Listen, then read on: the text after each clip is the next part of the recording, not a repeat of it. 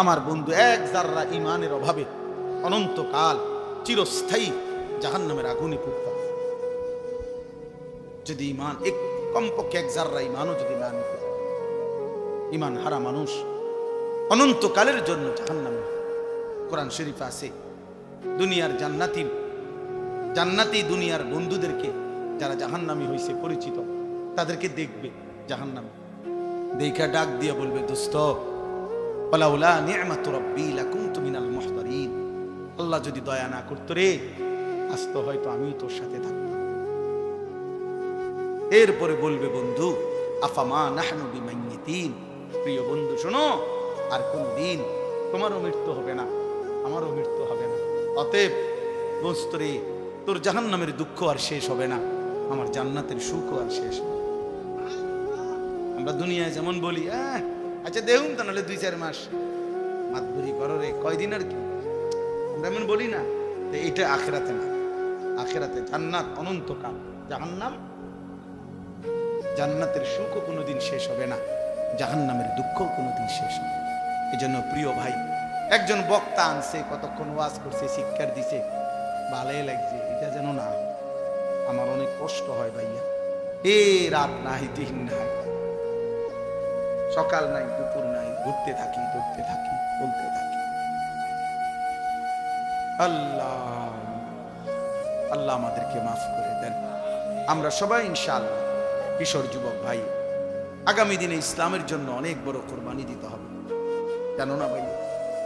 এই ফিলিস্তিন ইসরায়েলের এই যুদ্ধ, গাজার মুসলমানের এই রক্ত, 9 বছরের এক বাচ্চা, তোমার পত্রিকায় ছবি দিছে, 9 বছরের একটা ছেলে ফিলিস্তিনি, সে পৃথিবীবাসীর কাছে জানতে চাইছে, তার 2টা হাত উড়ে গেছে বোমার আঘাতে। সে জানতে চাইছে, পৃথিবীবাসী বলো, আমার বয়স মাত্র 9 বছর, 9 বছরে আমি আমার 2 হাত হারাইলাম, আমার আগামী জিন্দেগি আমি বাঁচবো কেমনে, চলবো কেমনে? এইভাবে আহাজারি করতেছে মজলুম। প্রিয় ভাই, তোমার ছোট ভাই যদি এটা বলে যে ভাই আমার 2টা হাত উড়ে গেছে, আমি এখন চলবো কিভাবে, তখন তোমার দায়িত্ব হলো তুমি তোমার ছোট ভাইকে বলবা, ভাইয়া, ছোট ভাই সরো, আমার মোবাইল টিপার, আমি নারী দেখবো, ছবি দেখবো, আমি উলঙ্গ নাচই দেখব, আমি আল্লাহকে কোনো সেজদা দেব না। এটাই তো ইনসাফ, ঠিক না? তো দেখো, ঠিক আছে, যারা নামাজ পড়ো না, যারা সেজদা দাও না, তোমার মুসলমান মায়ের এই করুণ পরিণতি, বোনের, ভাইয়ের, বাবার, ওয়াল মুস্তাদাফিনা মিনার রিজালি ওয়ান নিসাই ওয়াল বিলদান আল্লাযীনা ইয়াকুলুনা রাব্বানা আখরিজনা মিন হাযিহিল ক্বরিয়াতিজ যালিমি আহলুহা। দুর্বল, অসহায় নারী, শিশু, বৃদ্ধ চিৎকার করছে আর বলছে, আল্লাহ জালেমের জমিন থেকে আমাদেরকে বের করে নেন। এমন কঠিন মুহূর্তেও যাদের কপালে একটা সেজদা দিতে মন চায় না। আহারে যুবক, আমার বড় আফসোস হয় তোর জীবন, কেমনে পারলি? এত মুসলমানের উপরে এত বড় জুলুম অত্যাচারের পরেও যে যুবক মোবাইলে নারী ছবি দেখতেই আছে, কিটা আসলে আর কলজাটা কি? তার আসলে কলজাই নাই, পাথর। ওই মানুষের কোনো কাতারে পড়ে না। আল্লাহ আমাদেরকে বুঝ দান করেন। অতএব আমাদের প্রতিবেশী, জম্মু কাশ্মীরের মধ্যে একজন হিন্দু মারা গেছে সন্ত্রাসীদের আঘাতে, সেইটার সুষ্ঠু তদন্ত করবে, সেইটা বাদ দিয়া ভারত পাকিস্তানের সাথে সরাসরি যুদ্ধের ঘোষণা দিয়ে দিয়েছে। যুদ্ধের প্রস্তুতি দমাদম চলছে, মানে শুধু লাইগা যায়। ভারতে ওয়াকফ বিল পাশ করে সংসদে, ভারত তো প্রায় কমপক্ষে 200 কিলোমিটার, ঠিক না? বুঝিনি ভারত কত বড়, বিশাল ব্যাপার, বিশাল বড় ভারত। এই ভারতের যত সম্পত্তি আছে, সম্পত্তির মধ্যে 3য় বৃহৎ সম্পত্তি হলো মুসলমানদের ওয়াকফ সম্পত্তি। বুঝছনি? পুরা ইন্ডিয়ার মধ্যে 3য় বৃহৎ সম্পদ হলো জমি, হলো মুসলমানদের ওয়াকফ সম্পত্তি। মানে ওয়াকফ বুঝেন না? মসজিদ মাদ্রাসায় যে মানুষ কি করে, জমি ওয়াকফ করে না, এই ওয়াকফ। এই সমস্ত ওয়াকফ সম্পত্তি মুসলমানদের এগুলোকে কুক্ষিগত ছিনিয়ে নেওয়ার জন্য ভারতের সংসদে পরিকল্পিতভাবে ওয়াকফ বিল পাশ করা হয়েছে। পাশ করে কৌশল করে ষড়যন্ত্র করছে। এটাকে কেন্দ্র করে প্রতিদিন সেখানে মিছিল বিক্ষোভ হচ্ছে মুসলমানদের, এবং বেঈমানরা জুলুম করছে, মসজিদ মাদ্রাসা সিলগালা করে বন্ধ করে দিচ্ছে। এই জন্য বন্ধু মনে রাখো বাপ, ও 1000 মাইল দূরের ফিলিস্তিন আজীবন মারি খাবে, আর রোহিঙ্গা আজীবন নির্যাতিত হবে, কাশ্মীর আজীবন নির্যাতিত হবে, আর তুমি মৃত্যু পর্যন্ত কেবল বইয়ে বইয়ে মোবাইলে টিপবা আর নারী দেখবার ছবি দেখবা, আর আপনারা বাপে শুধু মরণ পর্যন্ত বিড়ি খাইবেন আর বন খাইবেন, এই রঙে জিন্দিগি পার করে লাইবেন। এমন নাও হইতে পারে, এই সুখ নাও থাকতে পারে, এই সুখ নাও থাকতে পারে। প্রতিবেশী সাইরেন বাজাইতেছে,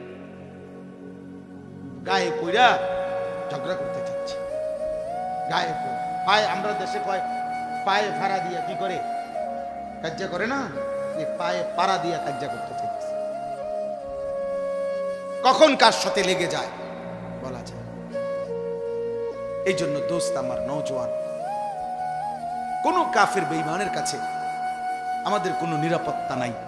আমি যে 3টা আয়াত পড়ছি, এই 3টা আয়াতের সূরা বাকারার মূল বক্তব্য এই কথাটা যে নিজের ঈমান শুধু জবানের উচ্চারণ যথেষ্ট না, বরং কর্মের প্রমাণ দিলে মুমিন হয়, মজবুত হয়, ঈমান মজবুত হয়, ঈমান ঠিক থাকে। যদি কেউ জবানে তো বলে আমি আল্লাহকে মানি, আখিরাতকে মানি, কিন্তু কর্মে আমলে বাস্তবে ঈমান ইসলামের যদি তার মধ্যে নমুনা না থাকে, খোদার কসম আল্লাহ বলছে সেই মুমিন না, সে মুনাফিক। এই আয়াতে এটা বলছে মুনাফিকের চিহ্ন অমিনান নাসি মান ইয়াকুলু আমান্না বিল্লাহি ওয়া বিল ইয়াউমিল আখির। আল্লাহ বলেন বহু মানুষ আছে এমন যারা জবানে বলে আমি আল্লাহকে মানি, মুখে পরিষ্কার বলতেছে আমি আল্লাহকে মানি, আখিরাতকে মানি, কিন্তু আল্লাহ নিজে বলতেছে ওয়া মা হুম বিমুমিনিন, না না না, এরা মুমিন না, এরা মুমিন না, এরা মুনাফিক, এরা মুনাফিক। এজন্য প্রিয় বন্ধু, জবানে আল্লাহকে মানি, এটা যে কাউকে জিজ্ঞেস করলে এখানে বলবে আমি আল্লাহকে মানি। আখিরাত মানো কিনা, বলবে হ্যাঁ মানি। তাহলে যদি আল্লাহকেই মানো, আখিরাতকেই মানো, চেহারা এমন কেন? সেজদা ছুটে গেছে যে ভাইয়ের, যেই বাবার, কেন নামাজ ছুটে গেল? আল্লাহকে মানলে নামাজ পড়লেন না কেন? আখিরাতকে মানলে নামাজ পড়লেন না কেন? আপনি বলতেছেন ক্ষুধার্ত, তো ভাত খাচ্ছেন না কেন? বলতেছেন পিপাসার্ত, তো পানি পান করছেন না কেন? বলতেছেন জান্নাত পেতে চাই, তো সেজদা দিচ্ছেন না কেন? বলছেন জাহান্নাম থেকে বাঁচতে চান, তো হারাম ছাড়ছেন না কেন? বলেন কেন ছাড়ছেন না? ইনসাফের সাথে বলেন, ইনসাফের সাথে বলেন। প্রিয় ভাই, নিজের উপরে দয়া করুন। সার্টিফিকেট দেখে মুসলমান না, আসলের ময়দান ভোটার আইডি কার্ড দিয়ে না, জন্ম নিবন্ধন সনদ দিয়ে না, পাসপোর্ট দিয়ে না, সেজদা দিয়ে, সেজদা আল্লাহর গোলামি, আল্লাহর বন্দিগি দিয়ে প্রমাণ করতে হবে আমার দিলের মধ্যে কালেমা, আমার জবানে কালেমা, আমার সারা দেহে কালেমার প্রতিচ্ছবি, ঈমানের প্রতিচ্ছবি, তাইলেই আমি মুমিন। নাই তো মুনাফিক, নাই তো কি বলেন না, নয় তো কি? এই যে শুনলেন আল্লাহ বললেন ওমা হুম, হে কয় আমি আল্লাহরে মানি, আল্লাহ কয় না। হে কয় আমি আখিরাত মানি, আল্লাহ কয় না, তুমি মুমিন না। আজকে আফসোসের বিষয়, বাংলাদেশের জমিনে, যেই জমিনের মধ্যে ফ্যাসিস্ট নাই, জালেম পলাইছে, জালেমের অনুসারীরাও যারা পলাইছে, এরপরেও এই স্বাধীন সার্বভৌম বাংলাদেশে 24 পরবর্তী বাংলাদেশে, 5ই আগস্ট পরবর্তী বাংলাদেশে আফসোসের বিষয়, কতগুলো মাতাল, কতগুলো মুরতাদকে নারী শিক্ষা, নারী সংস্কার কমিশন হিসাবে দায়িত্ব দিছিল নারীর অধিকার ঠিক করে দেওয়ার জন্য। তাদেরকে তারা কমিশন রিপোর্ট দিছে গত কয়েকদিন আগে, নারীর অধিকার, যে নারী যারা বেশ্যা, নারী যারা পতিতা, তাদেরকে এই সমাজে রাষ্ট্রীয়ভাবে শ্রমিক হিসাবে স্বীকৃতি দিতে হবে। এই প্রস্তাব দিছে, প্রস্তাব পেশ করছে। এটা প্রস্তাব। যৌন কর্মীকে শ্রমিক হিসাবে, ওয়ার্কার হিসাবে স্বীকৃতি দেবে। এটা বাংলাদেশে আশ্চর্য। এই সময় কেমনে সম্ভব হলো? এই মুরতাদ, এই মহিলাগুলো এগুলো কিভাবে পারলো? এই কলমে উঠলো কিভাবে? পৃথিবীর কোন মানুষ, একেবারে পৃথিবীতে কোন মানুষ, যেখানে কোন বিধর্মী, কোন কাফের সমাজেও এমন অভদ্র কথা হইতে, পৃথিবীতে বেশ্যাবৃত্তি, পতিতাবৃত্তি পৃথিবীর কোন সমাজে, এটাকে সমাজের অংশ কেন বলা হবে? এদেরকে সমাজের, ওরা বলতেছে এটা সমাজের অংশ, এরা সমাজের অংশ। এদের অধিকার কি দরকার? তো এদের অধিকার ইসলাম বলছে এদেরকে গুনাহ থেকে ফিরায় আনা। আল্লাহ রাসূল সাল্লাল্লাহু আলাইহি সাল্লামের হাদিসে আছে, নবীজি একবার হাদিসে বলছে, আশ্চর্য একটা বাক্য নবীজি একদিন বলছে, সাহাবীরা অবাক হয়ে গেছে। নবীজি বলছে, উনসুর আখাকা জালিমান আও মাজলুমান। এই হাদিসটা যখন নবীজি বলছে, সাহাবীরা অবাক হয়ে গেছে। মানে অর্থ হলো, নবীজি বলছে তোমার ভাইকে, ইমানদার ভাইকে তুমি সাহায্য করো, যদি সে জালেম হয় তবুও, যদি সে মজলুম হয় তবুও। বুঝেন নাই? তো সাহাবীরা অবাক হয়ে প্রশ্ন করলো, ইয়া রাসূলুল্লাহ, মজলুম তারে সাহায্য করা এটা তো যুক্তি আছে, কিন্তু যে জালেম তারে সাহায্য করব কেন? কথা বুঝেন নাই? হেরে সাহায্য করা মানে কি? আল্লাহর কসম, নবীজি বলছেন জালেমকে সাহায্য করা, এই কথার অর্থ হলো তাকে জুলুম থেকে ফিরাইবার চেষ্টা করা, এটাই তাকে সাহায্য করে। তাহলে কোন অসৎ চরিত্রের নারীকে তার এই গুনাহ থেকে ফিরাইবার চেষ্টা করা, এইটা না তার সবচেয়ে বড় কি অনুগ্রহ? তাকে বুঝি তার এই যৌন পেশার উপরে তারে স্বীকৃতি দিয়া, ওয়ার্কার, শ্রমিক হিসাবে তার ভাতা, বেতন সব বুঝি ঠিকঠাক কইরা তারে এই কাজে উৎসাহিত করা, এটারই তার উপরে দয়া। এই মুরতাদরা এটা লিখছে সরাসরি কোরআনের বিরুদ্ধে। আল্লাহ তাআলা যেখানে বলছে ওয়ালা তাকরাবু জিনা, জিনা ব্যভিচারের কাছেও যেও না, ওরা বলতেছে ওদেরকে স্বীকৃতি দিতে হবে। এটা বাংলাদেশে কিভাবে সম্ভব? এরপরে আপনার নারী পুরুষের সম্পত্তি, ইসলামী শরীয়তে যেই উত্তরাধিকার আইন ওয়ারাসাত, এই নারী পুরুষের সম্পত্তির ক্ষেত্রে এদের প্রস্তাব হলো যে ধর্ম নারী পুরুষের এই সম্পত্তির মধ্যে যেই বন্টন করেছে, এটা নারী পুরুষের চূড়ান্ত বৈষম্য। মানে মহিলা 1 ভাগ, পুরুষ 2 ভাগ, ভাই 2 ভাগ, এটা বৈষম্য। এই বৈষম্য দূর করা, অবশ্যই দূর করা উচিত, নাহলে নারীর অধিকার প্রতিষ্ঠিত হবে না। সরাসরি আল্লাহর কোরআনের বিরুদ্ধে। আল্লাহ যেখানে পরিষ্কার বলছেন লিযযাকারি মিসলু হাউযিল উনসায়াইন, এটা কোরআনের আয়াত মিয়া। এই পৃথিবীতে 1450 বছরে কোনো বেঈমান যারা প্রকাশ্যে নিজেকে কাফের বলে, তারা আজ পর্যন্ত কোরআনের বিরুদ্ধে, কোরআনের কোন শব্দের সিদ্ধান্তের বিরুদ্ধে অযৌক্তিক বলার সাহস করে নাই। অথচ নিজেকে মুখে মুসলমান বলে। এত বড় মুনাফিক, এত বড় মুরতাদ। কতগুলো নারী, এগুলো নারী কিনা পুরুষ কিনা এটা নিয়েও সন্দেহ আছে। এই সমস্ত এরা আপনার পরিষ্কার নারী অধিকারের নামে নতুন করে এই কমিশন জমা দিছে সংস্কার। আমরা ঘৃণা ভরে এই কমিশনের এই সংস্কার প্রস্তাবনা প্রত্যাখ্যান করছি। আপনারা ভুলবেন না, যুবক ভুইল না, এরা মনে নাই, এরা ভুলে গেছে। মাত্র 8 মাসে এরা গত 8 মাসের আগের রক্ত ভুলে গেছে। এরা জানে না এদেশের কিশোর নওজোয়ান ফ্যাসিস্ট এবং জালেমকে পলায়ন করতে ভাগাইবার ক্ষেত্রে যদি রক্ত দিতে পারে কালেমার জন্য, কোরআনের জন্য, তার চাইতে আগে রক্ত দেবে ইনশাআল্লাহ। কোন সন্দেহ নাই ইনশাআল্লাহ, কোন সন্দেহ নাই, কোন সন্দেহ নাই। প্রয়োজনে আবার বাবার বুক খালি হবে, আবার স্বামী স্ত্রী আবার বিধবা হবে, কিন্তু কোরআন সুন্নাহ বিরোধী কোন আইন বাংলাদেশের জমিনে বাস্তবায়ন হতে দেওয়া হবে না ইনশাআল্লাহ। হেফাজতে ইসলাম বাংলাদেশ আগামী 3 তারিখ, মে মাসের 3 তারিখ শনিবার, কালকে শনিবারের পরের শনিবার ঢাকা সোহরাওয়ার্দী উদ্যানে এর প্রতিবাদে মহাসমাবেশের ডাক দিছে সারা বাংলাদেশ ব্যাপী। যুবক ভাই, তোমরাও যাওয়ার চেষ্টা করবা। ইমাম সাহেব আপনিও মেহনত করবেন। এই নওজোয়ান, এই কিশোর ভাই, এটা কোনো কথা হইল ভাইয়া? এটা কোন ইনসাফের কথা হইল? কমপক্ষে 10টা ধারা, 10টাও সুপারিশ এরকম যেটা সরাসরি আল্লাহ কোরআনের বিরুদ্ধে। ছেলে মেয়ে যদি ধর্মীয় বন্ধন মানে ধর্মীয় নিয়ম কানুন একত্রে থাকতে চায়, রাষ্ট্র সমাজ তাদেরকে বাধাগ্রস্ত করতে পারবে না। মানে এই বাড়ির হেরা স্বামী স্ত্রী এই ফ্ল্যাটের, বুঝেন না, এই ফ্ল্যাটের এই 2 ফোলা মাইয়া কি তোমরা থাকো, তোমরা আমরা থাকো কেন? এই কথা বলে মামলা হবে। ওই যে আইন, এটাই আইন চাচ্ছে, বুঝেন নাই কথাটা? এই আইন চাচ্ছে। কি আশ্চর্য! এই সমাজ টিকবে তাহলে? এই সমাজ টিকবে বলেন?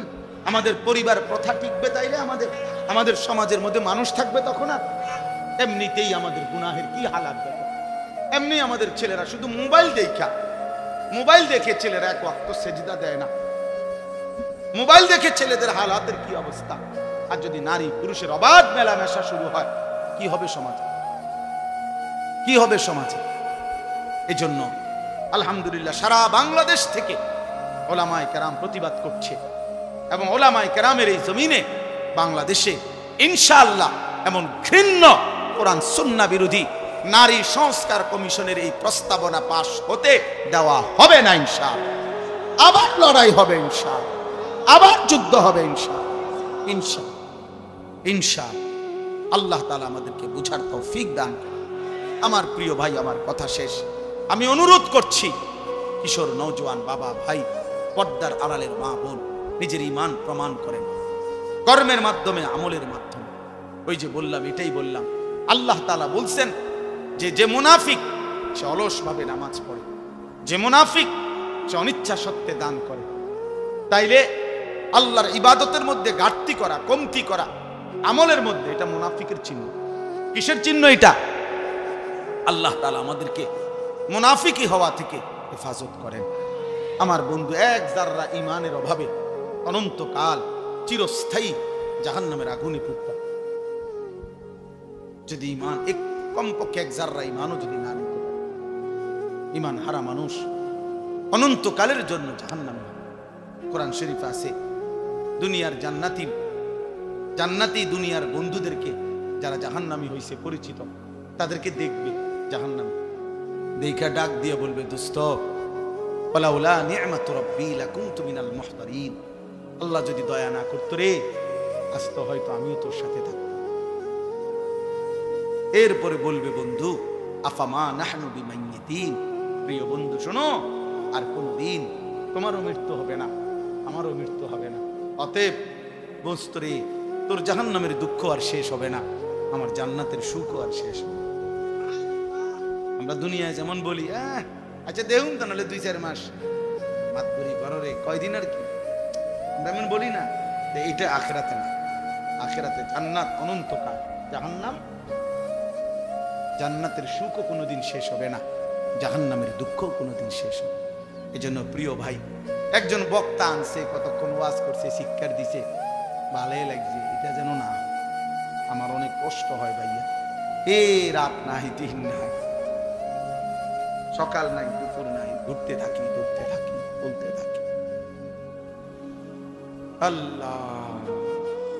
আল্লাহ আমাদেরকে মাফ করে দেন। আমরা সবাই ইনশাআল্লাহ কিশোর যুবক ভাই, আগামী দিনে ইসলামের জন্য অনেক বড় কোরবানি দিতে হবে, জানো না ভাই? এই ফিলিস্তিন ইসরায়েলের এই যুদ্ধ, গাজার মুসলমানের এই রক্ত, 9 বছরের এক বাচ্চা, তোমার পত্রিকায় ছবি দিছে, 9 বছরের একটা ছেলে ফিলিস্তিনি, সে পৃথিবীবাসীর কাছে জানতে চাইছে, তার 2টা হাত পুড়ে গেছে বোমার আঘাতে। সে জানতে চাইছে, পৃথিবীবাসী বলো, আমার বয়স মাত্র 9 বছর, 9 বছরে আমি আমার 2 হাত হারাইলাম, আমার আগামী জিন্দেগি আমি বাঁচবো কেমনে, চলবো কেমনে? এইভাবে আহাজারি করতেছে মজলুম। প্রিয় ভাই, তোমার ছোট ভাই যদি এটা বলে, ভাই আমার 2টা হাত উড়ে গেছে, আমি এখন চলবো কিভাবে, তখন তোমার দায়িত্ব হলো তুমি তোমার ছোট ভাইকে বলবা, ভাইয়া, ছোট ভাই সরো, আমার মোবাইল টিপার, আমি নারী দেখবো, ছবি দেখবো, আমি উলঙ্গ নাচই দেখবো, আমি আল্লাহকে কোনো সেজদা দেব না। এটাই তো ইনসাফ, ঠিক না? দেখো ঠিক আছে, যারা নামাজ পড়ো না, যারা সেজদা দাও না, তোমার মুসলমান মায়ের এই করুণ পরিণতি, বোনের, ভাইয়ের, বাবার, ওয়াল মুস্তাদাফিনা মিনার রিজালি ওয়ান নিসাই ওয়াল বিলদান আল্লাযীনা ইয়াকুলুনা রাব্বানা আখরিজনা মিন হাযিহিল ক্বরিয়াতিজ যালিমি আহলুহা। দুর্বল, অসহায় নারী, শিশু, বৃদ্ধ চিৎকার করছে আর বলছে, আল্লাহ জালেমের জমিন থেকে আমাদেরকে বের করে নেন। এমন কঠিন মুহূর্তেও যাদের কপালে একটা সেজদা দিতে মন চায় না। আহারে যুবক, আমার বড় আফসোস হয় তোর জীবন, কেমনে পারলি? এত মুসলমানের উপরে এত বড় জুলুম অত্যাচারের পরেও যে যুবক মোবাইলে নারী ছবি দেখতে আসে, কিটা আসলে আর কলজাটা কি? তার আসলে কলজাই নাই, পাথর। ওই মানুষের কোনো কাতারে পড়ে না। আল্লাহ আমাদেরকে বুঝ দান করে। অতএব আমাদের প্রতিবেশী, জম্মু কাশ্মীরের মধ্যে একজন হিন্দু মারা গেছে সন্ত্রাসীদের আঘাতে, সেইটার সুষ্ঠু তদন্ত করবে, সেইটা বাদ দিয়া ভারত পাকিস্তানের সাথে সরাসরি যুদ্ধের ঘোষণা দিয়ে দিয়েছে। যুদ্ধের প্রস্তুতি দমাদম চলছে, মানে শুধু লাইগা যায়। ভারতে ওয়াকফ বিল পাশ করে সংসদে, ভারত তো প্রায় কমপক্ষে 200 কিলোমিটার, ঠিক না?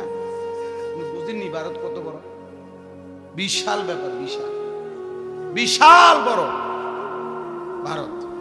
এই ভারতের যত সম্পত্তি আছে, সম্পত্তির মধ্যে তৃতীয় বৃহৎ সম্পত্তি হলো মুসলমানদের ওয়াকফ সম্পত্তি।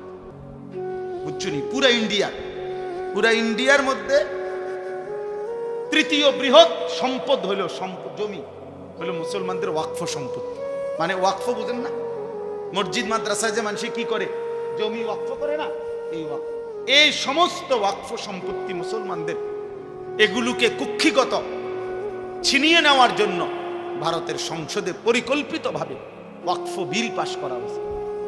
পাশ করে কৌশল করে ষড়যন্ত্র করছে। এটাকে কেন্দ্র করে প্রতিদিন সেখানে মিছিল বিক্ষোভ হচ্ছে মুসলমানদের, এবং বেঈমানরা জুলুম করছে, মসজিদ মাদ্রাসা সিলগালা করে বন্ধ করে দিচ্ছে। এই জন্য বন্ধু মনে রাখো বাপ, ও 1000 মাইল দূরের ফিলিস্তিন আজীবন মার খাবে, আর রোহিঙ্গা আজীবন মুসলমান নির্যাতিত হবে, কাশ্মীর আজীবন নির্যাতিত হবে। আর তুমি মৃত্যু পর্যন্ত কেবল বইয়ে বইয়ে মোবাইলে টিপবা আর নারী দেখবার, ছবি দেখবা, আর আপনারা বাপে শুধু মরণ পর্যন্ত বিড়ি খাইবেন আর বন খাইবেন, এই রঙে জিন্দিগি পার করে লাইবেন। এমন নাও হইতে পারে, এই সুখ নাও থাকতে পারে, এই সুখ নাও থাকতে পারে। প্রতিবেশী সাইরেন বাজাইতে গায়ে পইরা ঝগড়া করতে চাচ্ছে, গায়ে পইরা পায়ে, আমরা দেশে কয় পায়ে ফাড়া দিয়ে কি করে কাজ্জা করে না, এই পায়ে পাড়া দিয়ে কাজ্জা করতে চাচ্ছে। কখন কার সাথে লেগে যায় বলা যায়। এই জন্য দোস্ত আমার নওজোয়ান, কোন কাফের বেঈমানের কাছে আমাদের কোনো নিরাপত্তা নাই।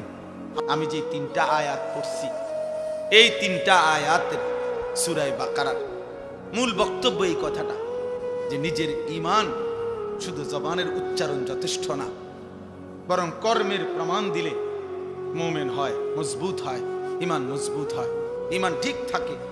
যদি কেউ জবানে তো বলে আমি আল্লাহকে মানি, আখিরাতকে মানি, কিন্তু কর্মে, আমলে, বাস্তবে ঈমান ইসলামের যদি তার মধ্যে নমুনা না থাকে, খোদার কসম আল্লাহ বলছে সেই মুমিন না, সে মুনাফিক। এই আয়াতে এটা বলছে মুনাফিকের চিহ্ন, অমিনান নাসি মান ইয়াকুলু আমান্না বিল্লাহি ওয়া বিল ইয়াউমিল আখির। আল্লাহ বলেন বহু মানুষ আছে এমন যারা জবানে বলে আমি আল্লাহকে মানি, মুখে পরিষ্কার বলতেছে আমি আল্লাহকে মানি, আখিরাতকে মানি, কিন্তু আল্লাহ নিজে বলতেছে ওয়া মা হুম বিমুমিনিন, না না না, এরা মুমিন না, এরা মুমিন না, এরা মুনাফিক। এজন্য প্রিয় বন্ধু, জবানে আল্লাহকে মানি, এটা যে কাউকে জিজ্ঞেস করলে এখানে বলবে আমি আল্লাহকে মানি। আখিরাত মানো কিনা, বলবে হ্যাঁ মানি। তাহলে যদি আল্লাহকেই মানো, আখিরাতকেই মানো, চেহারা এমন কেন? সেজদা ছুটে গেছে যে ভাইয়ের, যেই বাবার। কেন নামাজ ছুটে গেল? আল্লাহকে মানলে নামাজ পড়লেন না কেন? আখিরাতকে মানলে নামাজ পড়লেন না কেন? আপনি বলতেছেন ক্ষুধার্ত, তো ভাত খাচ্ছেন না কেন? বলতেছেন পিপাসার্ত, তো পানি পান করছেন না কেন? বলতেছেন জান্নাত পেতে চাই, তো সেজদা দিচ্ছেন না কেন? বলছেন জাহান্নাম থেকে বাঁচতে চান, তো হারাম ছাড়ছেন না কেন? বলেন কেন ছাড়ছেন না? ইনসাফের সাথে বলেন, ইনসাফের সাথে বলেন। প্রিয় ভাই, নিজের উপরে দয়া করুন। সার্টিফিকেট দেখে মুসলমান না, হাসরের ময়দান ভোটার আইডি কার্ড দিয়ে না, জন্ম নিবন্ধন সনদ দিয়ে না, পাসপোর্ট দিয়ে না, সেজদা দিয়ে, সেজদা। আল্লাহর গোলামি, আল্লাহর বন্দিগি দিয়ে প্রমাণ করতে হবে আমার দিলের মধ্যে কালেমা, আমার জবানে কালেমা, আমার সারা দেহে কালেমার প্রতিচ্ছবি, ইমানের প্রতিচ্ছবি। তাইলেই আমি মুমিন, নাই তো মুনাফিক। নাই তো কি বলেন না? নয় তো কি? এই যে শুনলেন আল্লাহ বললেন ওমা হুম, হে কয় আমি আল্লাহরে মানি, আল্লাহ কয় না। হে কয় আমি আখিরাত মানি, আল্লাহ কয় না। তুমি মুমিন না। তাহলে কি বুঝা গেল? একজন মানুষ মুখে বলার পরেও আল্লাহ বলতেছে সে মুমিন না, তাহলে বুঝা গেল শুধু মুখের উচ্চারণ যথেষ্ট নয়। এটা বাদ না, মুখে উচ্চারণ করতে হবে না এটা না, মানে মুখের উচ্চারণই শুধু কি নয়, যথেষ্ট না। কর্মের প্রমাণ দিতে হবে, কর্মের প্রমাণ দিতে হবে। আমলের ঘাটতি মুনাফিকের চিহ্ন, আমলের অলসতা মুনাফিকের চিহ্ন, মুনাফিকের চিহ্ন। কোরআনুল কারীম থেকে আমি শুনাই বাবা, কোরআন আল্লাহ স্পষ্ট বলছে, সূরা তাওবার মধ্যে আছে মুনাফিক কেমন, কারা, আল্লাহ পরিষ্কার বলছে ওয়ালা ইয়াতুনাস সালাতা ইল্লা ওয়া হুম কুসালা। আল্লাহ বলে মুনাফিক তারা যারা নামাজে আসে না, আর যদি আসেও অলস ভাবে। প্রথমত নামাজেই আসে না, দ্বিতীয়ত যাও কুদ্দুর আসে তাও জান চলে না, অলস। কুসালা মানে অলস। এই যে অলসতার কথা একটু আগে কইছি, অলসতা ইমানের কাজে, আমলের কাজে খোদার কসম সরাসরি মুনাফিকের চিহ্ন। ওয়ালা ইউনফিকুনা ইল্লা ওয়া হুম কারিহুন। আর দ্বিতীয়ত আল্লাহ বলে মুনাফিকের চিহ্ন যারা আল্লাহর রাস্তায় খরচ করে না, যদিও করে তো প্রচন্ড অনিচ্ছা সত্ত্বেও। যদি কখনো দেয়, আচ্ছা যা বেশি যন্ত্রণা করে, জানে টাকা 100 নেই, বেড়া বেহা গেলে গেছে, দিছে 100, আবার কখন যা বেহা বছর মায়ের যা নেই বেড়া। এতবার কেমনে না দেয়? বলে না যে এতবার কইলে কেমনে না দেয় বেড়া, বারবার ঘুরিয়ে আইয়ে যা দিলাম দিলাম। এটা কি দান হলো? লান তানালুল বিররা হাত্তা তুনফিকু মিম্মা তুহিব্বুন। এক সাহাবী শুধু কেবল মসজিদে নববীতে খেজুর দান করছে গরিব সাহাবীদের জন্য। খেজুরের যে ছড়া, এই খেজুরের কলার ছড়ার ছড়ির মতো খেজুরের ছড়ি, এইটার মধ্যে কিছু খেজুর আছে একটু কষা, এই আর কিচ্ছু না। এই কদ্দুর অপরাধ আল্লাহ তাআলা কোরআন আয়াত নাযিল করছে, সবচেয়ে প্রিয়টা দান না করলে সেই দানের বিনিময়ে আল্লাহ কখনোই কোনো নেকি দিবে না। কি পরিমাণ সাহাবায়ে কেরামের সংশোধন খোদ আল্লাহ করছে। এক সুতা 19-20 হয়েছে, তা জিবরাইল যেন সাইয়া রয়েছে। ব্যাপারটা বুঝো না, এরকম বহু আয়াত, এটা ভয়ের ব্যাপার। হযরত আবু বকর সিদ্দিক, ওমরে ফারুক নবীজির সামনে একবার জীবনে আওয়াজ একটু ভারী করে লাগছে, উঁচা একটা কথার তর্ক করতে গিয়ে জোরে কথা কয়ে ফেলছে। আল্লাহ তাআলা আস্তা সূরা নাজিল করে বলছে, সাবধান। কিতা ঘটনা কিতা? কার সামনে কথা বড় করলা? এই কার সামনে কথা বড় করলা? সরাসরি আবু বকর ওমরের মতো সাহাবীকে বলছে, শোনো, বেখেয়ালিতে এমন ভুল করো না যে ভুলের কারণে হতে পারে সারা জিন্দেগীর আমল একসাথে শেষ হয়ে যাবে। আন তাহবাতা আমালুকুম ওয়া আনতুম লা তাশউরুন, অথচ টেরও পাই না। সেই শেষ পর্যন্ত হযরত আবু বকর সিদ্দিক রাদিয়াল্লাহু তাআলা কিছুদিন এত আস্তে কথা বলতেন যে নবীজি আবার ডাককে আনতে হইতো, আবার কও কিতা কিছু বুঝি আর ওমর অজরে কাঁদতেছিলেন। ওমর শুধু কাঁদতেই ছিলেন, কথাই বলা বন্ধ করে দিয়েছেন। আল্লাহ নবী জিজ্ঞাসা করলেন, ওমর কথা বলো না কেন?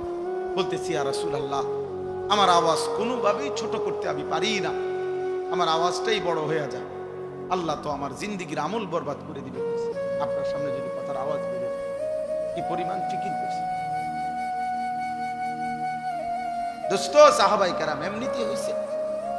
আখিরাত এত মামুলি মনে করে ফেলছেন আপনারা। আখিরাত মামুলি।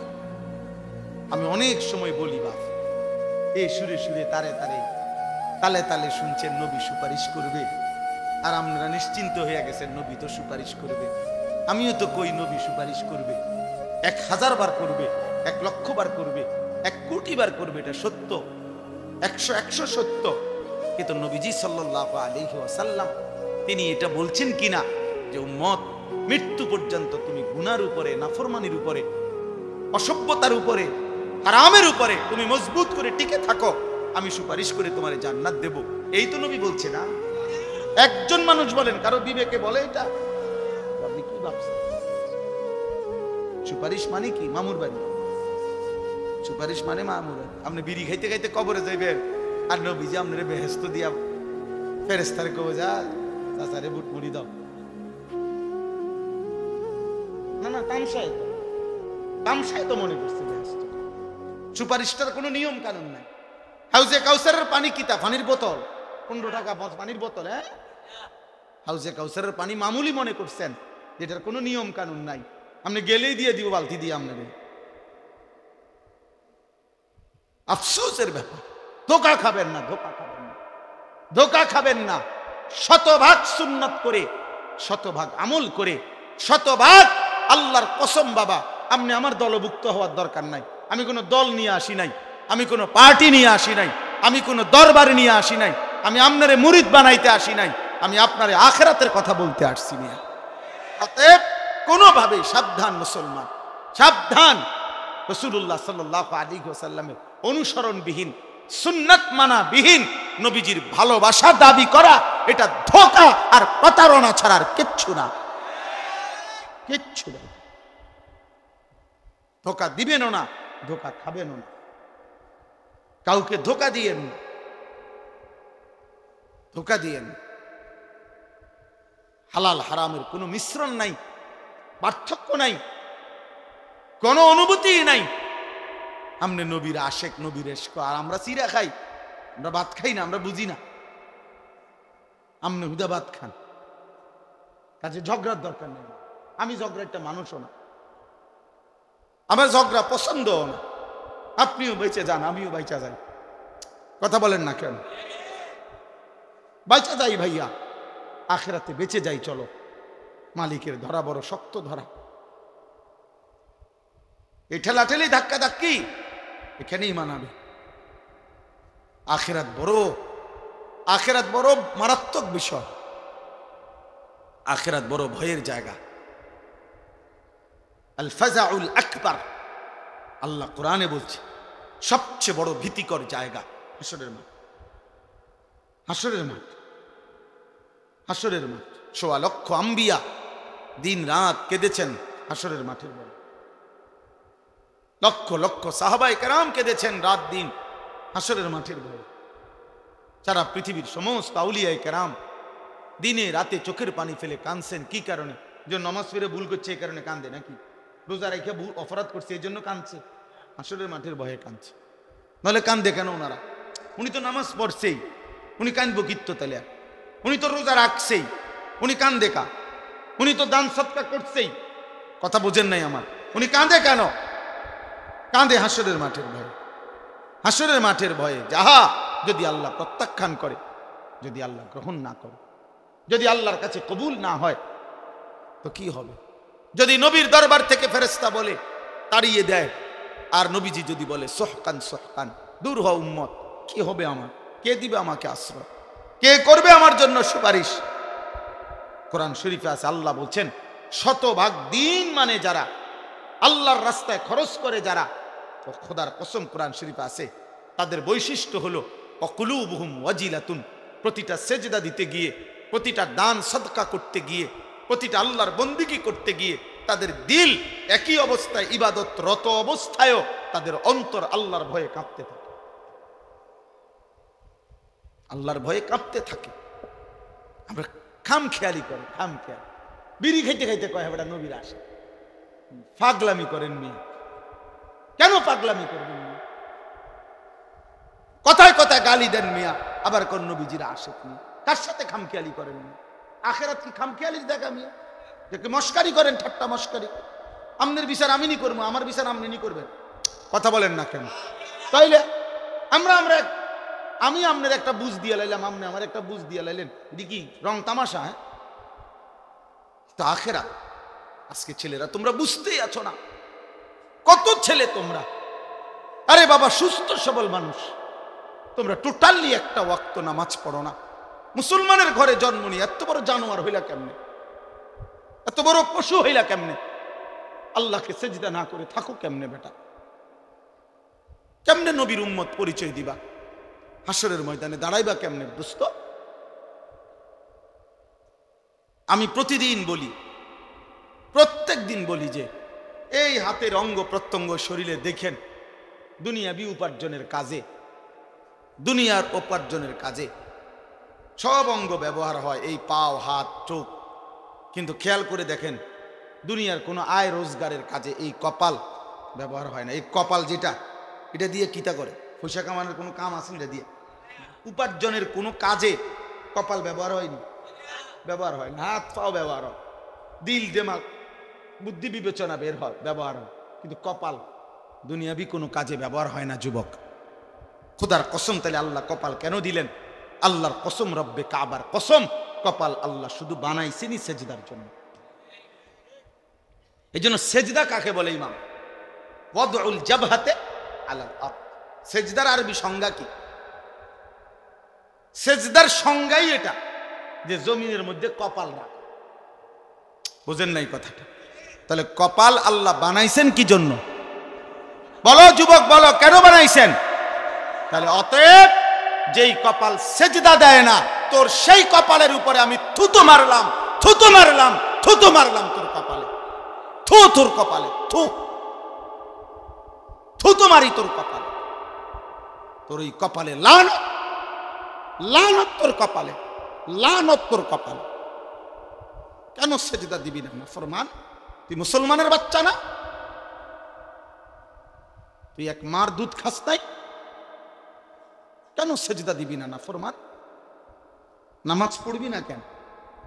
সমস্যা কোথায়? তোরে কামড়াইছে কি? কোন শয়তানে কামড়াইছে তোরে? নামাজ পড়বি না কেন? কোন শয়তানে কামড়াইছে? সারা পৃথিবীর উলঙ্গ নারী নর্তকী দেখে কি কাম হয়েছে? কি তার শরীরের কোনো 2 পয়সার ফায়দা হয়েছে? যৌন ক্ষমতাটা নষ্ট হয়েছে, শরীরের সক্ষমতাটা নষ্ট হইয়া এরপরে বয়স হইলে হ্যাঁ কান্দে। আমরা জানি তো, আমরা তো জানি, আপনাদের না মানুষে কয় না, আমরা দ্বারা তো কয়। হ্যাঁ হুজুর দোয়া কইরে, একটা কথা কানে কানে কইতাম, হুজুর নাই নাই, হুজুর হারবালও কামে ধরে না, কত হারবাল ওষুধ খাইলাম হুজুর, আর হারবালও আর ধরে না। আমি ইচ্ছা করে বলছি, আমার ছেলেদের ফেরানো দরকার, এই জন্য বলল। আখেরাত তো বরবাদ হবেই হবে, দুনিয়াও বরবাদ হবে বেটা। হালাল পবিত্র স্ত্রী যখন মিলবে আল্লাহর পক্ষ থেকে, সেদিন আর যৌবনের সক্ষমতা উধাও হয়ে যাবে চরিত্রের এই অধপতনের কারণে। এই অব্যাহত নারী দেখে দেখে, ছবি দেখে দেখে, নোংরা দৃশ্য দেখে দেখে, উলঙ্গ নাচ দেখে দেখে যুবক নিজের শরীরের সক্ষমতাটাও নষ্ট করছো, দুনিয়াও শেষ করলা, আখেরাতও বরবাদ করলা। এই যে বে বে তারা আর কিছু যুক্ত না, বে বে। এই যে দেন না, এই জন্য হারবাল কোম্পানি পোস্টার লাগায় 30টা এক লগে, জেন দিয়ে লাগায় 30টা লাগায়, মনোজন মহামারী লাগবে। হ্যাঁ মনোজন একটা করোনা লাগবে, তাহলে এতুটি লাগায় একসাথে 30টা করে লাগায়। আজকে সিরিয়াল এলে কালকে আবার লাগায়, বা জানে অসল পোলা পাই না সে লাগবে খা। হ্যাঁ হ্যাঁ হ্যাঁ হ্যাঁ, লজ্জা থাকা উচিত, হায়া থাকা উচিত বেটা। আল্লাহকে সেজদা করো, হালাল একজন পবিত্র স্ত্রীর অপেক্ষা করো। যে চাহিদা আল্লাহ দিছেন সেই চাহিদা পূরণের শতভাগ ব্যবস্থা আল্লাহ রাখছেন। যিনি ক্ষুধা দিছেন তিনি খাবারের ব্যবস্থা করছেন, যিনি তৃষ্ণা দিয়েছেন তিনি পানির ব্যবস্থা করেছেন। অতএব যৌবনের চাহিদা যিনি দিয়েছেন আল্লাহর কসম তিনি হালাল পবিত্র স্ত্রী তিনি ব্যবস্থা রেখেছেন। আজকে আফসোসের বিষয়, বাংলাদেশের জমিনে যেই জমিনের মধ্যে ফ্যাসিস্ট নাই, জালেম পলাইছে, জালেমের অনুসারীরাও যারা পলাইছে, এরপরেও এই স্বাধীন সার্বভৌম বাংলাদেশে 24 পরবর্তী বাংলাদেশে 5ই আগস্ট পরবর্তী বাংলাদেশে আফসোসের বিষয় কতগুলো মাতাল, কতগুলো মুরতাদকে নারী শিক্ষা নারী সংস্কার কমিশন হিসাবে দায়িত্ব দিছিল নারীর অধিকার ঠিক করে দেওয়ার জন্য। তাদেরকে তারা কমিশন রিপোর্ট দিছে গত কয়েকদিন আগে।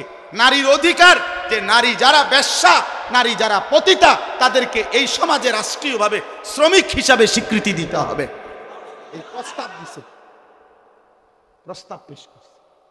এটা প্রস্তাব, যৌন কর্মীকে শ্রমিক হিসাবে, ওয়ার্কার হিসাবে স্বীকৃতি দিতে।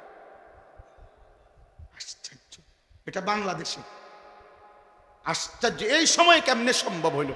এই মুরতাদ, এই মহিলাগুলো এগুলো কিভাবে পারলো, এই কলমে উঠলো কিভাবে?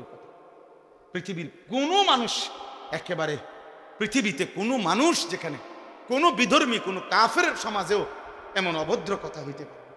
পৃথিবীতে বেশ্যাবৃত্তি, পতিতাবৃত্তি পৃথিবীর কোন সমাজে, এটাকে সমাজের অংশ কেন বলা হবে?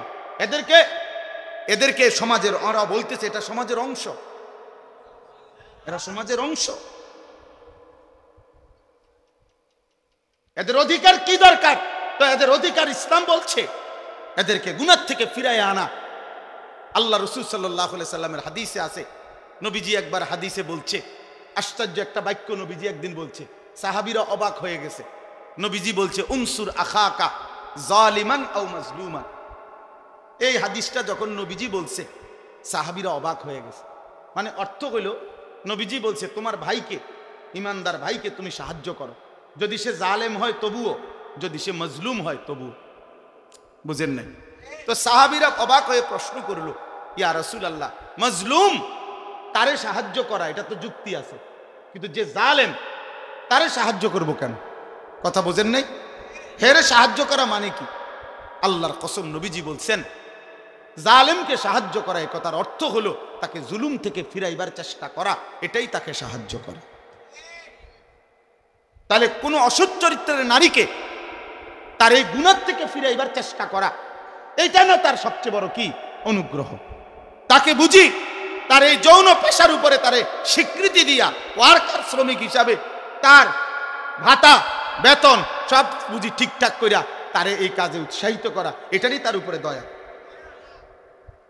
এই মুরতাদরা এটা লিখছে সরাসরি কোরআনের বিরুদ্ধে। আল্লাহ তাআলা যেখানে বলছে ওয়ালা তাকরাবুজ জিনা, জিনা ব্যভিচারের কাছেও যেও না, ওরা বলতেছে ওদেরকে স্বীকৃতি দিতে হবে। এটা বাংলাদেশে কিভাবে সম্ভব? এরপরে আপনার নারী পুরুষের সম্পত্তি, ইসলামী শরীয়তে যেই উত্তরাধিকার আইন ওয়ারাসাত, এই নারী পুরুষের সম্পত্তির ক্ষেত্রে এদের প্রস্তাব হইল যে ধর্ম নারী পুরুষের এই সম্পত্তির মধ্যে যেই বন্টন করেছে, এটা নারী পুরুষের চূড়ান্ত বৈষম্য। মানে মহিলা 1 ভাগ, পুরুষ 2 ভাগ, ভাই 2 ভাগ, এটা বৈষম্য। এই বৈষম্য দূর করা, অবশ্যই দূর করা উচিত, নাহলে নারীর অধিকার প্রতিষ্ঠিত হবে না। সরাসরি আল্লাহর কোরআনের বিরোধী। আল্লাহ যেখানে পরিষ্কার বলছেন লিযযাকারি মিসলু হাযিল উনসায়াইন, এটা কোরআনের আয়াত মিয়া। এই পৃথিবীতে 1450 বছরে কোনো বেঈমান যারা প্রকাশ্যে নিজেকে কাফের বলে, তারা আজ পর্যন্ত কোরআনের বিরুদ্ধে, কোরআনের কোন শব্দের সিদ্ধান্তের বিরুদ্ধে অযৌক্তিক বলার সাহস করে নাই। অথচ নিজেকে মুখে মুসলমান বলে। এত বড় মুনাফিক, এত বড় মুরতাদ। কতগুলো নারী, এগুলো নারী কিনা পুরুষ কিনা এটা নিয়েও সন্দেহ আছে। এই সমস্ত এরা আপনার পরিষ্কার নারী অধিকারের নামে নতুন করে এই কমিশন জমা দিছে সংস্কার। আমরা ঘৃণা ভরে এই কমিশনের এই সংস্কার প্রস্তাবনা প্রত্যাখ্যান করছি। আপনারা ভুলবেন না যুবক, যুবক ভুল না, এরা মনে নাই, এরা ভুলে গেছে মাত্র 8 মাসে, এরা গত 8 মাসের আগের রক্ত ভুলে গেছে। এরা জানে না এদেশের কিশোর নওজোয়ান ফ্যাসিস্ট এবং জালেমকে পলায়ন করতে ভাগাইবার ক্ষেত্রে যদি রক্ত দিতে পারে কালেমার জন্য, কোরআনের জন্য, তার চাইতে আগে রক্ত দেবে ইনশাআল্লাহ। কোনো সন্দেহ নাই ইনশাআল্লাহ, কোনো সন্দেহ নাই, কোনো সন্দেহ নাই। প্রয়োজনে আবার বাবার বুক খালি হবে, আবার স্বামী স্ত্রী আবার বিধবা হবে, কিন্তু কোরআন সুন্নাহ বিরোধী কোন আইন বাংলাদেশের জমিনে বাস্তবায়ন হতে দেওয়া হবে না ইনশাআল্লাহ। হেফাজতে ইসলাম বাংলাদেশ আগামী 3 তারিখ, মে মাসের 3 তারিখ শনিবার, কালকে শনিবারের পরের শনিবার ঢাকা সোহরাওয়ার্দী উদ্যানে এর প্রতিবাদে মহাসমাবেশের ডাক দিছে সারা বাংলাদেশ ব্যাপী। যুবক ভাই তোমরাও যাওয়ার চেষ্টা করবা, ইমাম সাহেব আপনিও মেহনত করবেন। এই নওজোয়ান, এই কিশোর ভাই, এটা কোনো কথা হইল ভাইয়া? এটা কোন ইনসাফের কথা হইল? কমপক্ষে 10টা ধারা, 10টাও সুপারিশ এরকম যেটা সরাসরি আল্লাহ কোরআনের বিরুদ্ধে। ছেলে মেয়ে যদি ধর্মীয় বন্ধন মানে ধর্মীয় নিয়ম কানুন একত্রে থাকতে চায়, রাষ্ট্র সমাজ তাদেরকে বাধাগ্রস্ত করতে পারবে না। মানে এই বাড়ির হেরা স্বামী স্ত্রী এই ফ্ল্যাটের, বুঝেন নাই, এই ফ্ল্যাটের এই 2 ফোলা মাইয়া কি তোমরা আমরা থাকি, তোমরা আমরা থাকো কেন? এই কথা বলে মামলা হবে। ওই যে আইন, এটাই আইন চাচ্ছে, বুঝেন নাই কথাটা? এই আইন চাচ্ছে। কি আশ্চর্য! এই সমাজ টিকবে তাহলে? এই সমাজ টিকবে বলেন? আমাদের পরিবার প্রথা টিকবে তাইলে? আমাদের সমাজের মধ্যে মানুষ থাকবে তখন? আর এমনিতেই আমাদের গুনাহের কি হালাত দেখে। এমনি আমাদের ছেলেরা শুধু মোবাইল দেখে ছেলেরা 1 ওয়াক্ত সেজদা দেয় না। মোবাইল দেখে ছেলেদের হালাতের কি অবস্থা। আর যদি নারী পুরুষের অবাধ মেলামেশা শুরু হয়, কি হবে সমাজে? কি হবে সমাজে? এই জন্য আলহামদুলিল্লাহ সারা বাংলাদেশ থেকে ওলামায়ে কেরাম প্রতিবাদ করছে, এবং ওলামায়ে কেরামের এই জমিনে বাংলাদেশে ইনশাআল্লাহ এমন ঘৃণ্য কোরআন সুন্নাহ বিরোধী নারী সংস্কার কমিশনের এই প্রস্তাবনা পাশ হতে দেওয়া হবে না ইনশাআল্লাহ। আবার লড়াই হবে ইনশাআল্লাহ, আবার যুদ্ধ হবে ইনশাআল্লাহ, ইনশাআল্লাহ, ইনশাআল্লাহ। আল্লাহ তাআলা আমাদেরকে বুঝার তৌফিক দান করে। আমার প্রিয় ভাই, আমার কথা শেষ। আমি অনুরোধ করছি কিশোর নওজোয়ান বাবা ভাই, পর্দার আড়ালের মা বোন, নিজের ঈমান প্রমাণ করেন কর্মের মাধ্যমে, আমলের মাধ্যমে। ওই যে বললাম, এটাই বললাম, আল্লাহ তাআলা বলছেন যে মুনাফিক সে অলসভাবে নামাজ পড়ে, যে মুনাফিক সে অনিচ্ছা সত্ত্বে দান করে। তাইলে আল্লাহর ইবাদতের মধ্যে ঘাটতি করা, কমতি করা, আমলের মধ্যে, এটা মুনাফিকের চিহ্ন। কিসের চিহ্ন এটা? আল্লাহ তাআলা আমাদেরকে মুনাফিকি হওয়া থেকে হেফাজত করেন। আমার বন্ধু, 1 জাররা ঈমানের অভাবে অনন্তকাল চিরস্থায়ী জাহান্নামের আগুনে পুড়তে হবে। যদি ঈমান কমপক্ষে 1 জাররা ঈমানও যদি না নিতে পারে, ঈমান হারা মানুষ অনন্তকালের জন্য জাহান্নামে। কোরআন শরীফে আছে দুনিয়ার জান্নাতি দুনিয়ার বন্ধুদেরকে যারা জাহান্নামী হয়েছে পরিচিত, তাদেরকে দেখবে জাহান্নামী, দেখা ডাক দিয়ে বলবে, দোস্ত ওয়ালাউলা নি'মাতু রাব্বি লাকুনতু মিনাল মুহদারিন, আল্লাহ যদি দয়া না করতো রে, আজ তো হয়তো আমিও তোর সাথে থাকতাম। এরপরে বলবে, বন্ধু আফামা নাহনু বিমাইয়িতিন, প্রিয় বন্ধু শোনো, আর কোনদিন তোমারও মৃত্যু হবে না, আমারও মৃত্যু হবে না। অতএব বস্তু রে, তোর জাহান্নামের দুঃখ আর শেষ হবে না, আমার জান্নাতের সুখও আর শেষ হবে না। আমরা দুনিয়ায় যেমন বলি, আচ্ছা দেখুন তো, নাহলে 2-4 মাস মাতবরি করো রে, কয়দিন আর কি, আমরা এমন বলি না? তো এটা আখিরাতে না। আখিরাতে জান্নাত অনন্তকাল, জাহান্নাম, জান্নাতের সুখও কোনোদিন শেষ হবে না, জাহান্নামের দুঃখও কোনোদিন শেষ হবে না। এজন্য প্রিয় ভাই, একজন বক্তা আনছে, কতক্ষণ ওয়াজ করছে, শিক্ষার দিছে, ভালোই লাগছে, এটা যেন না হয়। আমার অনেক কষ্ট হয় ভাইয়া, রাত নাই, দিন নাই, সকাল নাই, দুপুর নাই, ঘুরতে থাকি, দৌড়তে থাকি, বলতে থাকি। আল্লাহ আল্লাহ আমাদেরকে মাফ করে দেন। আমরা সবাই ইনশাআল্লাহ কিশোর যুবক ভাই আগামী দিনে ইসলামের জন্য অনেক বড় কোরবানি দিতে হবে। জানো না ভাইয়া, এই ফিলিস্তিন ইসরায়েলের এই যুদ্ধ, গাজার মুসলমানের এই রক্ত, 9 বছরের এক বাচ্চা তোমার পত্রিকায় ছবি দিছে, 9 বছরের একটা ছেলে ফিলিস্তিনি, সে পৃথিবীবাসীর কাছে জানতে চাইছে, তার 2টা হাত উড়ে গেছে বোমার আঘাতে। সে জানতে চাইছে, পৃথিবীবাসী বলো, আমার বয়স মাত্র 9 বছর, 9 বছরে আমি আমার 2 হাত হারাইলাম, আমার আগামী জিন্দেগি আমি বাঁচবো কেমনে, চলবো কেমন? এইভাবে আহাজারি করতেছে মজলুম। প্রিয় ভাই, তোমার ছোট ভাই যদি এটা বলে যে ভাই আমার 2টা হাত উড়ে গেছে, আমি এখন চলবো কিভাবে, তখন তোমার দায়িত্ব হলো তুমি তোমার ছোট ভাইকে বলবা, ভাইয়া ছোট ভাই সরো, আমার মোবাইল টিফার, আমি নারী দেখবো, ছবি দেখবো, আমি উলঙ্গ নাচই দেখব, আমি আল্লাহকে কোনো সেজদা দেব না। এটাই তো ইনসাফ, ঠিক না? তো দেখো, ঠিক আছে ভাই, যারা নামাজ পড়ো না, যারা সেজদা দাও না, তোমার মুসলমান মায়ের এই করুণ পরিণতি, বোনের, ভাইয়ের, বাবার, ওয়াল মুস্তাদাফিনা মিনার রিজালি ওয়ান নিসাই ওয়াল বিলদান আল্লাযীনা ইয়াকুলুনা রাব্বানা আখরিজনা মিন হাযিহিল ক্বরিয়াতিজ যালিমি আহলুহা। দুর্বল, অসহায় নারী, শিশু, বৃদ্ধ চিৎকার করছে আর বলছে, আল্লাহ জালেমের জমিন থেকে আমাদেরকে বের করে নেন। এমন কঠিন মুহূর্তেও যাদের কপালে একটা সেজদা দিতে মন চায় না। আহারে যুবক, আমার বড় আফসোস হয় তোর জীবনে, কেমনে পারলি?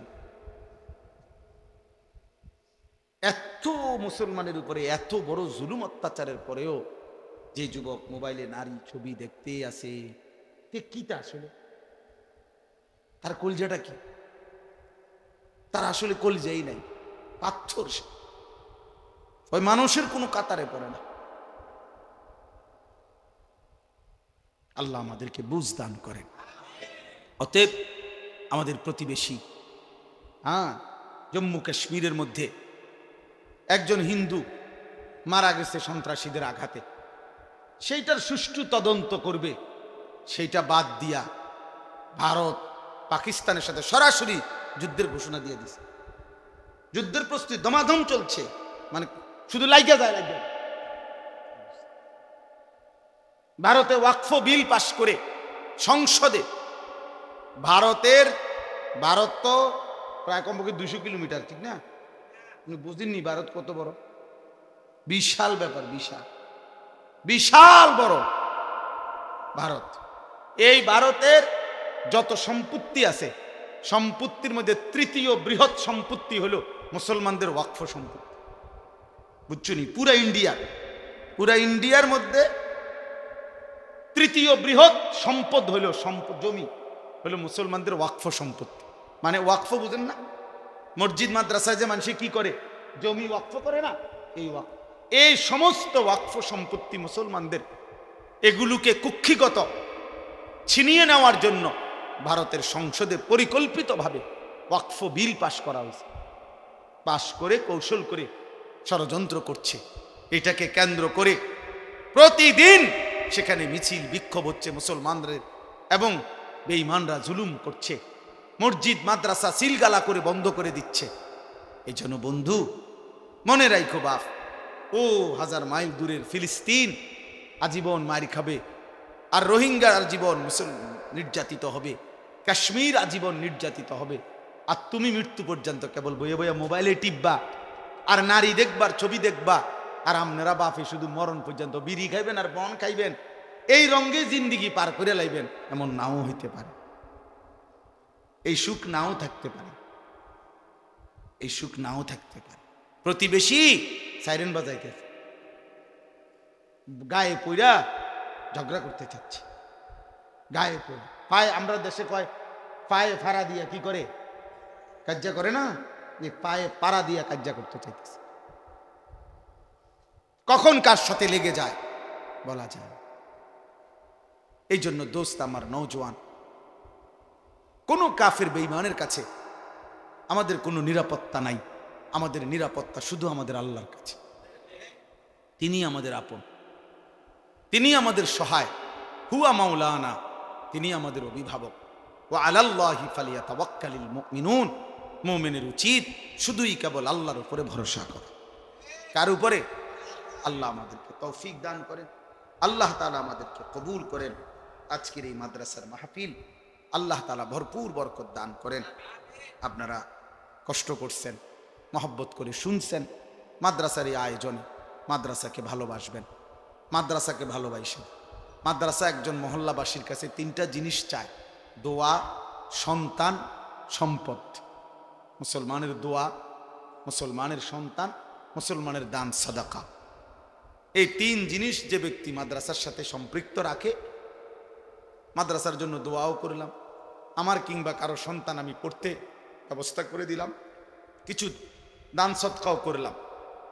বুজুর্গানে দিন বলে যে আশা করা যায় আমার শায়েখ আল্লামা মুফতি মুশতাকুন নবী কাসেমি হুজুর তো সবসময় বলে যে আশা করা যায় ওই ব্যক্তি কিয়ামতের দিন মাদ্রাসাওয়ালাদের সাথে হাসরের ময়দানে দাঁড়াবে। এই জন্য আপনারা এই মাদ্রাসাকে ভালোবাসবেন ইনশাআল্লাহ। ইনশাআল্লাহ আগামীকাল শনিবার সুধন্যপুর আমার শায়েখ আল্লামা মুফতি মুশতাকুন নবী সাহেব হুজুরের মাদ্রাসার ইসলাহি মাহফিল যাওয়ার চেষ্টা করবেন। এরপরে 10ই মে শনিবার, মে মাসের দ্বিতীয় শনিবার, আমার মাদ্রাসা আশরাফুল উলুম ময়নামতি, সাবের বাজারের পাশে, ওইখানেও মাসিক ইসলাহি মাহফিল আপনারা যাওয়ার চেষ্টা করবেন। বিশেষ করে যুবক ভাই, আপনাদেরকে দাওয়াত করলাম। আল্লাহ তাআলা আমাদেরকে তৌফিক দান করেন, কবুল করেন। 3 মে ঢাকা সোহরাওয়ার্দী উদ্যানে হেফাজতে ইসলাম বাংলাদেশের আহ্বানে মহাসমাবেশেও অংশগ্রহণ করার চেষ্টা করবেন। আল্লাহ সবাইকে তৌফিক দান করেন। আলহামদুলিল্লাহ। আল্লাহুম্মা আনতাস সালাম ওয়া মিনকাস সালাম, তাবারাকতা ইয়া যাল জালালি ওয়াল ইকরাম, ইয়া আরহামার রাহিমিন, ইয়া আরহামার রাহিমিন, ইয়া আরহামার রাহিমিন। রব্বানা যালামনা আনফুসানা ওয়া ইল্লাম তাগফির লানা ওয়া তারহামনা লানাকুনান্না মিনাল খাসিরিন। আয় আল্লাহ আপনি মাফ করে দেন, আয় আল্লাহ আপনি মাফ করে দেন, আয় আল্লাহ আপনি মাফ করে দেন।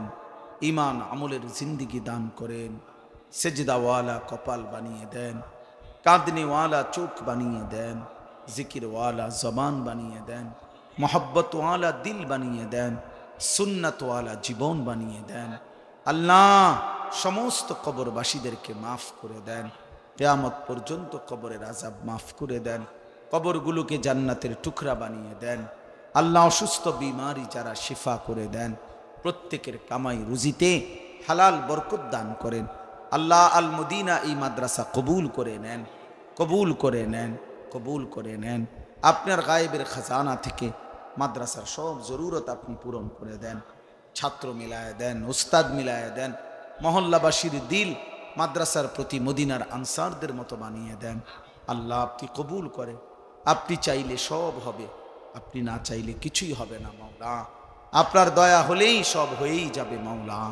আল্লাহ আপনি কবুল করেন। অসুস্থ বিমারীদেরকে শিফা করে দেন, প্রত্যেকের নেক মাকসাদ আপনি পূরণ করে দেন। এই মাহফিলখানা কবুল করে নেন, আগামী দিনেও আয়োজন করার তৌফিক দান করেন। আল্লাহ আমাদের মাদ্রাসার ইসলাহি মজলিস, সুধন্যপুরের ইসলাহি মজলিসও আপনি কবুল করেন। 3 মের মহাসমাবেশ আপনি কবুল করেন। আল্লাহ আমার বাংলাদেশকে নিরাপদ করেন, জালেমের জুলুম থেকে নিরাপদ করেন, ফিতনাবাজের ফিতনা থেকে হেফাজত করেন। আল্লাহ কোরআন সুন্নাহ বিরোধী কোনো আইন এই মাটিতে যেন বাস্তবায়ন না হয় মাওলা। আল্লাহ ষড়যন্ত্রকারী আল্লাহ তাদেরকে আল্লাহ হেদায়েত দিয়ে দেন, হেদায়েত দিয়ে দেন। হেদায়েত নসিব না থাকলে ধ্বংস করে দেন। আল্লাহ আমার এই জমিন আল্লাহ কোরআনের জন্য আল্লাহ আপনি কবুল করে নেন, ইসলামের জন্য কবুল করে নেন। গাজা ফিলিস্তিনের মুসলমানকে বিজয় দান করেন, মোমেনের বিজয় দান করেন, ইসরায়েলের ইহুদি বেঈমানদেরকে ধ্বংস করে দেন। আয় আল্লাহ আপনি সকলকে মাফ করে দেন। রব্বির হামহুমা কামা রব্বায়ানি সগীরা, রব্বির হামহুমা কামা রব্বায়ানি সগীরা। সুবহানা রব্বিকা রব্বিল ইজ্জাতি আম্মা ইয়াসিফুন ওয়া সালামুন আলাল মুরসালিন ওয়ালহামদুলিল্লাহি রাব্বিল আলামিন। فأما من أوتي كتابه بيمينه যার আমল নামা হাসরের ময়দানে আল্লাহ বলে ডান হাতে দেওয়া হবে, সে একটা চিৎকার দিয়া নিজের পরিবার, আত্মীয় স্বজন, পরিচিত জনদের সামনে নিজের আমল নামাটা দেখাবে, দেখায় বলবে হা উমুকরাউ কিতাবিয়া, এই দেখো দেখো পড়ো আমার নাম, আমার আমল নামা পড়ে দেখো আমার নাম উঠছে জান্নাতীদের তালিকায়। ইকরাউ কিতাবিয়া, পড়ো তোমরা আমার আমল নামা, দেখো তো আমার নাম উঠছে কিসে। তাইলে দোস্ত দুনিয়া পরীক্ষার ঘর, কাপুরুষ হেরে যায়, মুজাহিদ হারে না, মোমেন হারে না, কাপুরুষ হেরে যায়। এই সামান্য নারীর কাছে হেরে গেলা ছেলেরা, একটা 12,000 টাকার মোবাইলের কাছে হেরে গেলা, একটা 14,000 টাকার মোবাইলের অস্থির ছবির কাছে হেরে গেল। কোথাকার কোন নারী, যার চিনো না শুনো না, তার কোনো চরিত্র নাই, আখলাক নাই, তার কোনো ইজ্জত নাই, আব্রু নাই। নর্তকীর আবার ইজ্জত কি, সম্মান কি? তো বেহায়া, বেপর্দা, অসভ্য নারী, তাকে দেখে দেখে সুস্থ সবল একটা সুন্দর জীবন যে যুবক নষ্ট করে দেয়, তোর চাইতে বড় আহাম্মক আর কে হইতে পারে না? বেউকুফ, কি দেখে নষ্ট করলি নিজের? একটা বাজে, নোংরা, একটা দুশ্চরিত্রা নারীকে দেখে দেখে, যে নারী সারা পৃথিবীর জন্য নিজের ছবি ছেড়ে দিছে, এর কোনো লজ্জা শরম আছে কিছু? তাহলে এর চাইতে নিকৃষ্ট অসভ্য আর কেউ হইতে পারে? এটা কি পরিমাণ বেহায়া যে সারা পৃথিবীর জন্য নিজেরে ছেড়ে দিছে। দেখো সারা পৃথিবীবাসী, দেখো আমার, দেখো আমার।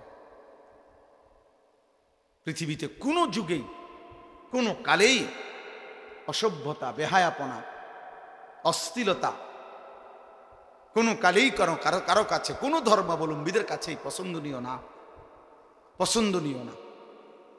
আফসোসের বিষয়।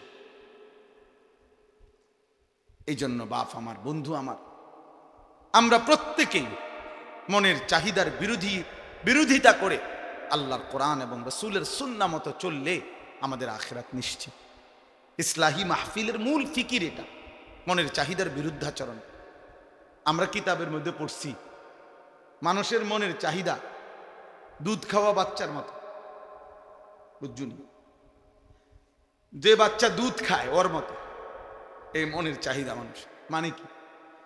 মানে হইল, মানে আছে সুন্দর ব্যাখ্যা, যেই বাচ্চা দুধ খায় এই বাচ্চার নিয়ম হইল 2 বছর পূর্ণ হইলে মারা বহুত জোর কইরা দুধ ছাড়া, বুঝেন নাই? এ জীবনেও নিজের থেকে নিজে আমনে হেরে যদি কোরআন শরীফের আয়াত ফিরে কোন যে বাবা লিখছে কোরআনে 2 বছর পরে দুধ ছেড়ে দাও, এতে ছাড়বে না, এতে দুধ খাইতে চাইবে। মায়ের বুকের দুধ সে ছাড়তে চায় না, তারে জোর করে মহিলারা, প্রত্যেক মহিলারা, যে সমস্ত মায়েরা বাচ্চাকে দুধ খাওয়ায় 2 বছর পূর্ণ হলে মায়েরা অনেক কষ্ট কইরা থাপড়াইয়া মায়েরা ফিরাইয়া কান্দে, ঘন্টার পর ঘন্টা বাচ্চা কান্দে, কিন্তু এরপরও তারে দুধ ছাড়া। মানে এইটা মা যদি কষ্ট করে দুধ না ছাড়ায়, তাতে তারে যদি ছেড়া দেয় এমনি এটার উপরে যে নিজে নিজে ছেড়া দিব, তাইলে এতে দুধ খাওয়া ছাড়বে না, আরো বড় হইলেও ছাড়বে, মায়ের বুকের দুধ ছাড়বে না। তো এইটারে বলে আর কি বুজুর্গরা, যে মানুষের মনের চাহিদাটাও এই দুধের বাচ্চার মতো। অর্থাৎ জোর করে যদি আপনি মনের চাহিদা না সরান, তা আপনি যদি ছাইরা দেন, তো এই মনের চাহিদা আপনার জাহান্নামে নিয়া তারপরে থামবে, জাহান্নামে পৌঁছাইয়া যাও, নফস তোমারে জাহান্নামে পৌঁছাই দিবে। দোস্ত, একজন নারী দেখে তুমি থেমে যাবে না, না, এবার দেখতেই থাকবা, দেখতেই থাকবা, দেখতেই। এই জন্য নেশাখোর, মদখোর যারা, গোটা সাগর যদি মদ বানায়া দেয় হারামখোরের, এরপরও তৃপ্তি হয় না। দেখেন যারা মদখোর, নেশাখোর, গাঁজাখোর, ফুট্টাখোর, বাবাখোর, ডাইলখোর, হারামখোর, এগুলো লানত তার উপরে। আল্লাহ রাসূল বলছে মুদমিনু খামরিন, যে নেশাখোর তার জন্য জান্নাত হারাম, হারাম, তার জন্য জান্নাত হারাম। নবীজি বলছে শবে বরাতের রাতে, যে রাতে আল্লাহ তাআলা কোটি কোটি বান্দাকে মাফ করে দেয়, সেই পবিত্র বরকতময় রাতেও এই নেশাখোরকে আল্লাহ মাফ করেন, মাফ করেন। জন্য যুবক, এক ফোঁটা নেশার সাথে যদি কারো সম্পর্ক থাকে, রহম করো নিজের উপরে, ছেড়ে দাও। বলে 1-2 ফোঁটায় কিচ্ছু হবে না, না খোদার কসম, 1 ফোঁটাও হারাম। কুল্লু মা আসকারা ফাকালিলুহু ওয়া কাসীরুহু হারাম। নবীজি সাল্লাল্লাহু আলাইহি সাল্লামের হাদিস, যা নেশা তৈরি করে তা সামান্য হারাম, বেশিও হারাম। পেশাবের 1 ফোঁটা খেয়ে দেখো, পায়খানার 1 ফোঁটা, এক সামান্য পায়খানা খেয়ে দেবে, সামান্যই তো এটা।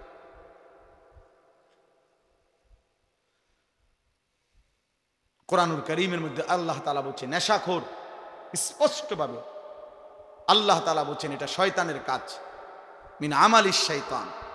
আর শয়তান তোমাদেরকে কি চায়? মদ এবং জুয়ার মাধ্যমে আইয়ুকিয়া বাইনাকুমুল আদাওয়াতা ওয়াল বাগদা, শত্রুতা বিদ্বেষ তৈরি করে। ওয়ায়াসুদ্দুকুম আন যিকরিল্লাহ, আল্লাহর স্মরণ থেকে সরিয়ে রাখে মদ জুয়া। ওয়া আনিস সালাহ, এবং 5 ওয়াক্ত নামাজ থেকে ফিরিয়ে রাখে। আল্লাহ বলছে ফাহাল আনতুম মুনতাহুন, হে আমার ইমানদার বান্দা, তাহলে এতগুলো ক্ষতিকর কথা শুনে তুমি কি মদ এবং জুয়া থেকে ফিরবে না? তাফসীরের মধ্যে আছে বন্ধু, কোরআনের তাফসীরে আছে, এ আল্লাহ যখন এই আয়াত নাজিল করছে ফাহাল আনতুম মুনতাহুন, হে আমার ইমানদার বান্দারা, মদ এবং জুয়ার থেকে তোমরা তাহলে ফিরবে না, ফিরবা না? তো সাহাবায়ে কেরাম সবাই তখন নবীজির সামনে যারা উপস্থিত শুনছে নবীজির জবানে এই আয়াত সাথে সাথে সাহাবীরা বলছে, 2 হাত তুলে আল্লাহকে সাক্ষী রেখে বলছে, ইয়া রাব্বি কাদ ইনতাহাইনা ইনতাহাইনা, হে আল্লাহ আমরা ছেড়ে দিলাম ছেড়ে দিলাম। এজন্য এখনো তোমরা সবাই বলো যে আল্লাহ আমরা ছেড়ে দিলাম। বলেন, হাত উঠান, হাত উঠান, বলেন বলেন আমরা আল্লাহ ছেড়ে দিলাম। আল্লাহ তৌফিক দান করে। অর্থ হলো আমরা সবাই নেশা করি, আমি এটা বলি নাই। বুঝানোর উদ্দেশ্য হলো যে আল্লাহর নাফরমানির থেকে আমরা বিরত থাকব।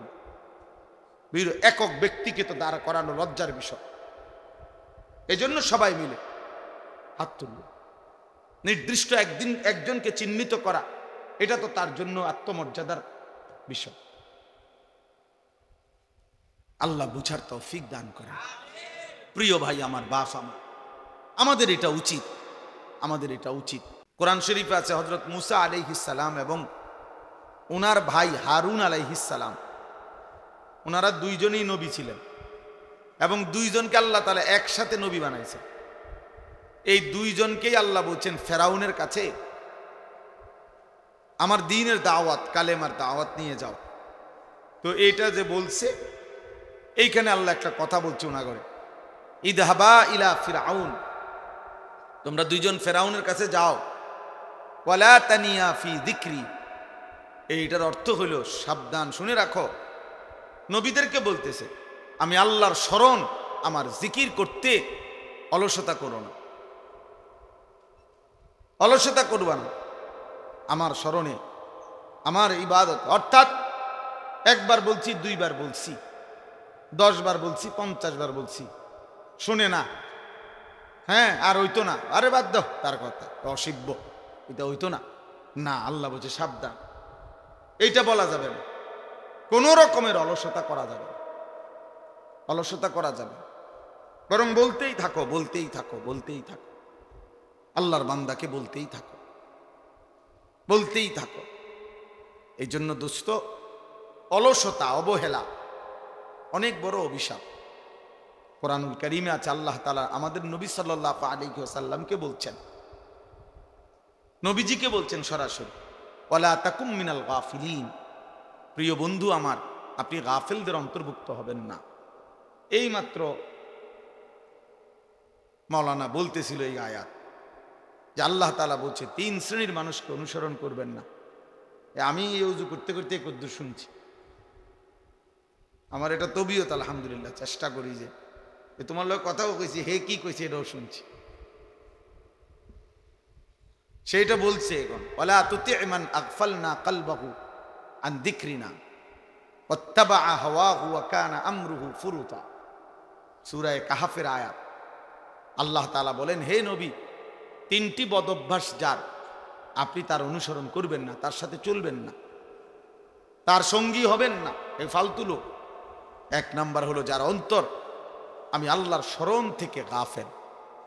3 ঘন্টা তার লগে চললেন, 8 ঘন্টা তার লগে একসাথে উঠা বসা করলেন, নাফরমানের মুখ দিয়ে একটা বার আল্লাহর নাম আসলো না। এটা ফালতু লোক, একদম ফালতু বেটা। যে লাখ লাখ যুবক তোদেরকে শেষ করে দিছে বেটা, ওই অসভ্য বন্ধু নামের শয়তান।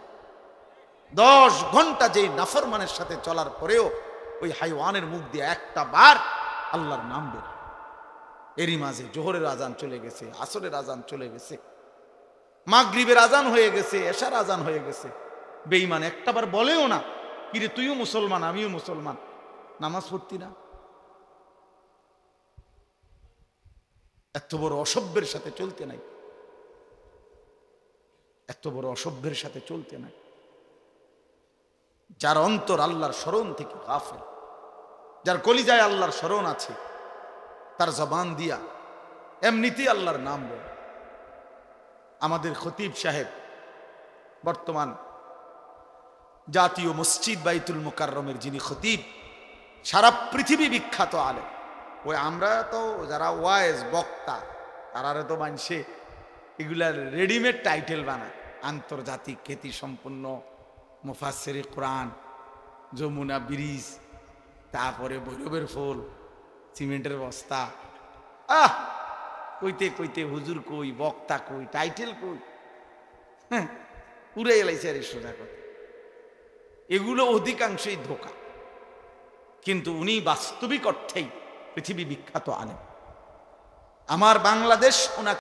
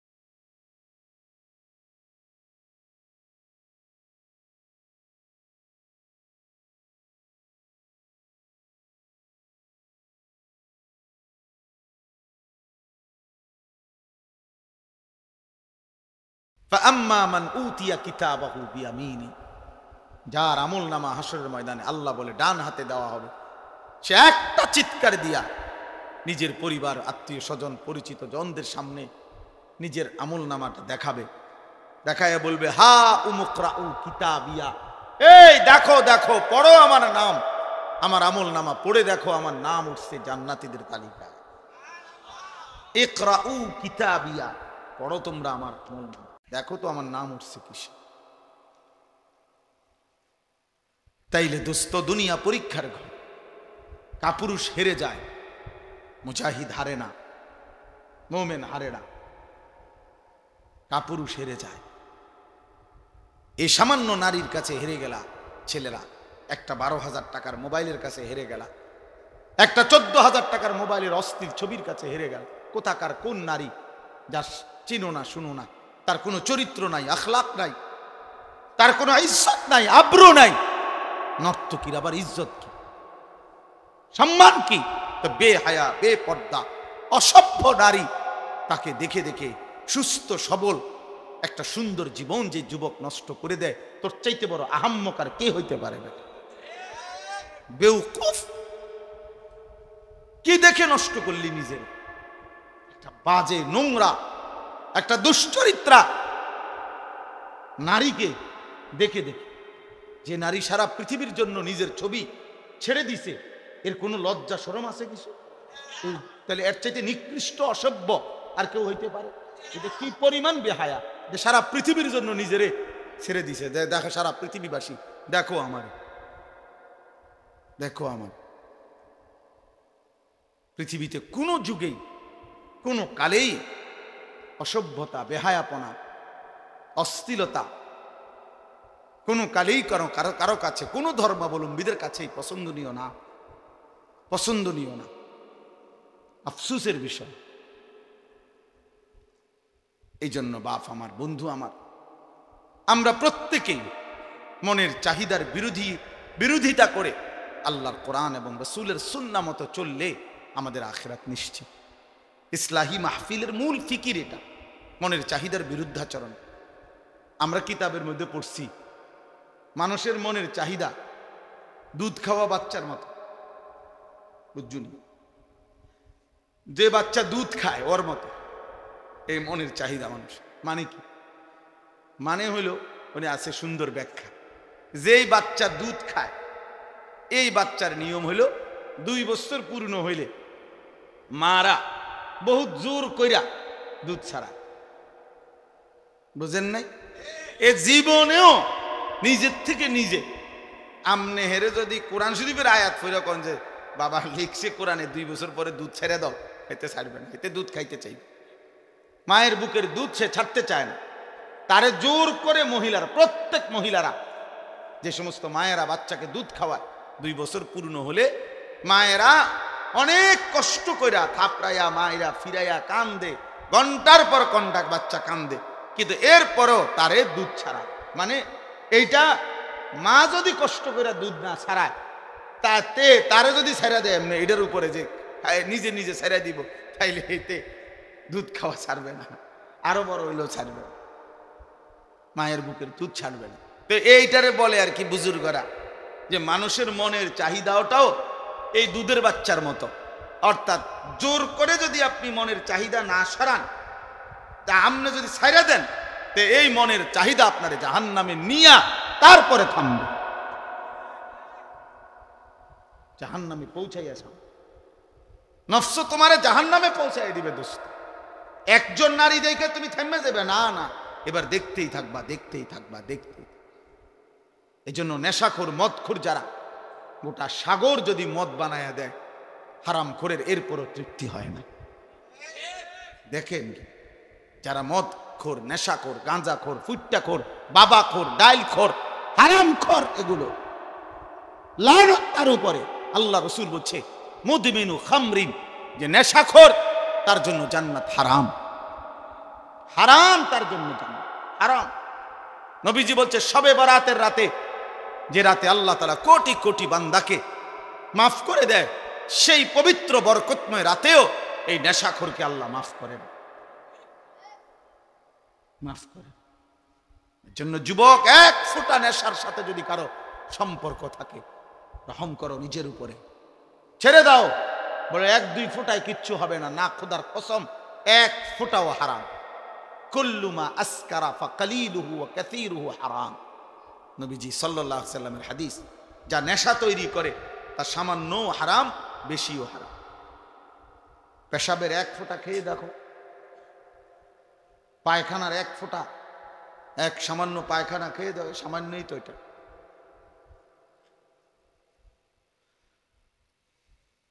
কোরআনুল কারীমের মধ্যে আল্লাহ তাআলা বলছেন নেশাখোর, স্পষ্টভাবে আল্লাহ তাআলা বলছেন এটা শয়তানের কাজ, মিন আমালিশ শয়তান। আর শয়তান তোমাদেরকে কি চায়? মদ এবং জুয়ার মাধ্যমে আইয়ুকিয়া বাইনাকুমুল আদাওয়াতা ওয়াল বাগদা, শত্রুতা বিদ্বেষ তৈরি করে। ওয়ায়াসুদ্দুকুম আন যিকরিল্লাহ, আল্লাহর স্মরণ থেকে সরিয়ে রাখে মদ জুয়া। ওয়া আনিস সালাহ, এবং 5 ওয়াক্ত নামাজ থেকে ফিরিয়ে রাখে। আল্লাহ বলছে ফাহাল আনতুম মুনতাহুন, হে আমার ইমানদার বান্দা, তাহলে এতগুলো ক্ষতিকর কথা শুনে তুমি কি মদ এবং জুয়া থেকে ফিরবে না? তাফসীরের মধ্যে আছে বন্ধু, কোরআনের তাফসীরে আছে, এ আল্লাহ যখন এই আয়াত নাজিল করছে ফাহাল আনতুম মুনতাহুন, হে আমার ইমানদার বান্দারা, মদ এবং জুয়ার থেকে তোমরা তাহলে ফিরবা না?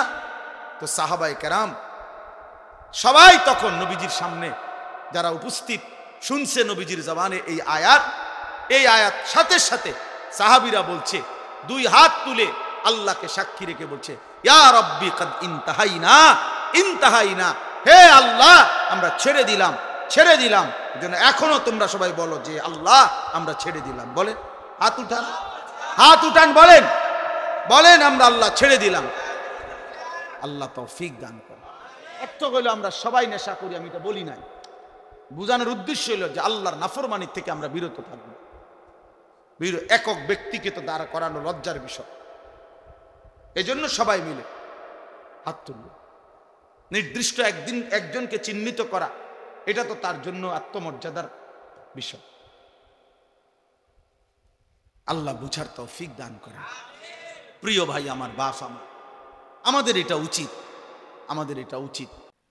রব্বুল আলামিনের অপরিসীম ইহসান, মেহেরবানি, দয়া, আল্লাহ তাআলা আমাদেরকে আজ 25 এপ্রিল 2025 রোজ শুক্রবার আদর্শ সদর কুমিল্লা মাঝিগাছা আল মদিনা ইসলামিয়া মাদ্রাসার উদ্যোগে আজকের এই ইসলাহি মাহফিলে আল্লাহ তাআলাই আমাদেরকে আসবার বসবার আল্লাহর জন্যই জমা হওয়ার তৌফিক দান করেছেন। এজন্য আমরা সকলেই বলি আলহামদুলিল্লাহ। পবিত্র কোরআনুল কারীমের প্রথম পারা 2 নম্বর সূরাটির নাম হচ্ছে সূরায়ে বাকারা। এই সূরার 3টি আয়াত 8, 9, 10, এই 3টি আয়াত এই মাত্র আমি আপনাদের সামনে তেলাওয়াত করেছি। অল্প একটু সময়ের মধ্যে ইনশাআল্লাহ এই 3টি আয়াতকে সামনে রেখে সামান্য কিছু কথা আমরা আরজ করতে চাই। আল্লাহ তাআলা আমাদেরকে তৌফিক দান করেন। সবার কাছে অনুরোধ, বিশেষ করে নওজোয়ান ভাই তোমাদের কাছেও অনুরোধ, দয়া করে আল্লাহর ওয়াস্তে মোবাইল নিয়ে ব্যস্ত না হয়ে মনোযোগ দিয়ে শুনলে ভালো। হাতে মোবাইল ধরে রাখলে দিল জমে না, অন্তরের মধ্যে কোনো কথা পৌঁছে না। মোবাইলে পৌঁছে, মোবাইলে জমা হয়। মোবাইলে 1 কোটি ওয়াজ জমলেও তেমন উল্লেখযোগ্য কোনো ফায়দা নাই। জমা উচিত আমার দিলে। অতএব কোনো আলেমে দ্বীনের কথা যখন সরাসরি শুনবার সুযোগ হয়, তখন এটাকে খুব গনিমত হিসাবে কাজে লাগানো উচিত। এটা অনেক বড় একটা সুযোগ। এই মুহূর্তে মহল্লার কি দোকান নেই, এটা না?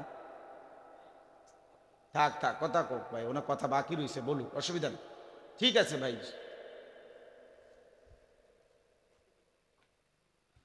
তো এজন্য বললাম যে সামনাসামনি শুনবার বরকত খুব বেশি। চোখের দিকে তাকায়া আল্লাহর কথা শুনবার মধ্যে ভীষণ বরকত। নজরের সাংঘাতিক ফায়দা। যুগ যুগ ধরে আল্লাহর প্রিয় বান্দা বুজুর্গানে দিন আউলিয়ায়ে কেরাম ওনারা বলছেন মানুষের সবচেয়ে বেশি পরিবর্তন হয়, মানুষের জীবন আল্লাহমুখী আখেরাতমুখী হয় কোনো আল্লাহর প্রিয় বান্দার সংস্পর্শ। ওনার নজর, ওনার ছোঁয়া, ওনার কাছে আসা যাওয়া, ওনার সাথে উঠা বসা, এর বরকতে মানুষের জিন্দিগি পরিবর্তন। এমনি তো যেই কোনো মানুষের জীবনে কোনো অর্জন, তো ওই বিষয় যিনি জানে এরকম কোনো অভিজ্ঞ ব্যক্তির সংস্পর্শে উর্দুতে বলে যে কোর্স তো লফজ হি সিখাতে হে, আদমি আদমি বানাতে হে। উর্দুতে বলে যে প্রশিক্ষণ শুধু শব্দ উচ্চারণ, এটা তো কতগুলো শব্দ শিখায়, কিন্তু আদমি আদমি বানাতে হে, মানুষ মানুষ বানায়। অর্থাৎ কোনো আল্লাহওয়ালা, কোনো আলেমে দ্বীন, আল্লাহ পাকের কোনো প্রিয় বান্দার সংস্পর্শে, ওনার চোখের বরকতে, ছোঁয়ার বরকতে মানুষের জিন্দিগি বদলায়। এই জন্য সামনাসামনি শুনবা খুব বরকত, এই চোখের নজরের বরকত। এই জন্য অনুরোধ করলাম যাদের হাতে মোবাইল, এই মোবাইলগুলো বন্ধ করে। হাতে মোবাইল ধরে রেখে ভিডিও রেকর্ড করবেন না, আমি নিষেধ করলাম। পছন্দ না হলে চলে গেলে ভালো হয়। যার এই কথাটা পছন্দ হয় নাই, প্রিয় ভাই তুমি চলে গিয়ে ঘুমাইলে ভালো, রাত অনেক হয়েছে, ঘুমাইলে ভালো। ঘুমানোর মধ্যে কোনো দোষও নাই, অপরাধও নাই। আল্লাহ তাআলা ঘুমানোরও তৌফিক দান করে, ঘুমাইলেও ভালো। এই জন্য বললাম আল্লাহর কথা দিল দিয়ে শুনলে ভালো। কোরআনুল কারীমের মধ্যে আছে ওয়াইদা কুরিআল কুরআনু ফাসতামিউ লাহু ওয়া আনসিতু লাআল্লাকুম তুরহামুন। যখন আল্লাহর কোরআন পড়া হয় তখন তোমরা মনোযোগ দিয়ে শোনো এবং চুপ থাকো। সরাসরি আল্লাহর আদেশ, ফাসতামিউ লাহু ওয়া আনসিতু, তোমরা মনোযোগ দিয়ে শোনো এবং চুপ থাকো। আল্লাহ তাআলা ওয়াদা দিয়েছেন যদি এই দুইটি কাজ করতে পারো তো লাআল্লাকুম তুরহামুন, অবশ্যই তোমাদের উপরে রহমত বর্ষিত হবে। আর তাফসিরের মধ্যে আছে রহমত বর্ষিত হবে মানে হলো যে আল্লাহর কথা মনোযোগ দিয়ে শোনে, চুপ থেকে শোনে, এই রহমত তার উপরে বর্ষিত হয়, মানে আল্লাহ তাকে ওই কোরআন অনুপাতে আমল করার তৌফিক দান করে। এটাই লাআল্লাকুম তুরহামুনের অর্থ। তাহলে এই যে দেখবেন অনেক মানুষ আল্লাহর দ্বীনের কথার উপরে তার আমলের তৌফিক হয় না কেন? চাচা জান আজগা সামনের কাতারে নামাজ পড়ে, 30 বছর 40 বছর সামনের কাতারে বসে নামাজ পড়ে, প্রত্যেক শুক্রবারে জুমার নামাজের বয়ান শোনে, কিন্তু যেই কিসিমের সুরত চলাফেরা এরকম। তাহলে এমন কেন? এই সুদ খাইতেছে, মিথ্যা বলতেছে, বিড়ি সিগারেট খাইতেছে, গালিগালাজ করতেছে, টেলিভিশন নাচ গান দেখতেছে, নাটক সিনেমা দেখতেছে, অথচ মসজিদে উনি সামনে বসে নামাজ পড়ে। তো উনি এরকম সদর বদর কেন? এমন কেন? মূল কথা হলো কলিজার মধ্যে এটাই, দিলের মধ্যে যদি পরীক্ষা করা হয় তো এটাই পাওয়া যাবে যে তার দিলে আল্লাহর কথার প্রতি কোনো আগ্রহ, কোনো আন্তরিকতা, মানবার কোনো মানসিকতাই মূলত নাই, কোনো মানসিকতাই নেই। এ বৈশা হয়তো জুরায় মাথা নিচের দিকে নিয়ে রাখে, কাইথিয়া থায় ঠ্যাং হাত, মানে এক ধরনের জান চলে না, বা অবহেলা, অলসতা, খামখেয়ালি আল্লাহর কথার প্রতি। এই মানুষগুলোর কি হয় না? জীবনেও পরিবর্তন হয় না। অলসতা অত্যন্ত ভয়ঙ্কর একটি ব্যাধি। হাদিসের মধ্যে আছে আমাদের প্রিয় নবী সাল্লাল্লাহু আলাইহি ওয়াসাল্লাম 5 ওয়াক্ত নামাজের পরে নবীজি সাল্লাল্লাহু আলাইহি ওয়াসাল্লাম কিছু দোয়া করতেন কমন, মানে নিয়মিত প্রত্যেক নামাজের পর। এর মধ্যে এটাও তিনি দোয়া করতেন আল্লাহুম্মা ইন্নী আউযু বিকা মিনাল আজজি ওয়াল কাসাল, আল্লাহ আমি আপনার নিকট দুর্বলতা, অক্ষমতা এবং অলসতা থেকে পানাহ চাই। এটা নবীজি দোয়া করতেন, নবীজি এটা দোয়া করতেন। অর্থাৎ অলসতা থেকে মুক্তি চাই, নেক কাজে গরিমসি করা, অলসতা করা, এটা থেকে আল্লাহ নবী সাল্লাল্লাহু আলাইহি ওয়াসাল্লাম পানাহ চাইতেন। কোরআন শরীফে আছে ফাইজা ফারাগতা ফানসাব। আমাদের প্রিয় নবী সাল্লাল্লাহু আলাইহি ওয়াসাল্লামকে আল্লাহ তাআলা বলছেন, আপনি যখন সারাদিন দ্বীনি কাজ করে রাত্রিবেলা অবসর হবেন, দাওয়াত, তাবলীগ, তালিম, তাজকিয়া, জিহাদ, ইমামত, কত কাজ করতেন নবীজি দিনের বেলা। পুরাটা সময় তিনি মানুষের কল্যাণে, উম্মতের ফিকিরে দ্বীনি কাজ করতেন। তো আল্লাহ তাআলা বলেন যে এই দ্বীনি কাজগুলো থেকে সারাদিন পরিশ্রম করে রাত্রিবেলা আপনি যখন ফারেগ হবেন, অবসর হবেন, তো এবার লম্বা ঘুম দিবেন এরকম না। আল্লাহ বলছে ফাংসাব, অবসর হয়ে রাত্রিবেলা তো পুনরায় আপনি আবার পুনরায় পরিশ্রম করতে শুরু করবেন। কি পরিশ্রম? তাফসীরের মধ্যে আছে পুনরায় এবার রাত্রিবেলা তাহাজ্জুদ, জিকির, তেলাওয়াত, সেজদা, দোয়া, কান্নাকাটি, এই ইবাদতের মধ্যে লেগে যায়। তাহলে নবী সাল্লাল্লাহু আলাইহি ওয়াসাল্লামকে আল্লাহ তাআলা অবসর দিলেন কোথায়? অবসর দিলেন কোথায়? অবসর কই দিলেন? কোনো অবসর নাই। সারাদিন মেহনত করার পরে আবার বলতেছেন ফাংসাব, অর্থ হলো আপনি কঠোর পরিশ্রম করুন, আবার রাত্রে লম্বা সময় আপনি পরিশ্রম করুন। অবসর নাই। মুমিনের দুনিয়ায় কোনো অবসর হয় না। ইমানদারের জিন্দিগি, যারা আখিরাত সামনে, যার অনেক নেকি দরকার, যে বোঝে যে আমার কবর অনেক লম্বা, হাসরের ময়দান আমার অনেক লম্বা, তার সময় খুব কম, তার সময় খুব কম। হাদিসের মধ্যে আছে এক মুমিন সামান্য সময় আল্লাহর স্মরণ থেকে সরে থাকা, ভুলে যাওয়া, এটাকে মনে করে যেন তার উপরে এক পাহাড় ভাঙ্গা পড়ছে। আর এক নাফরমান বড় থেকে বড় কোনো পাপ করা, এটাকে মনে করে যেন এক সামান্য পিঁপড়া তারে কামড় দিছে। অর্থাৎ সেইটাকে কিছুই মনে করে না।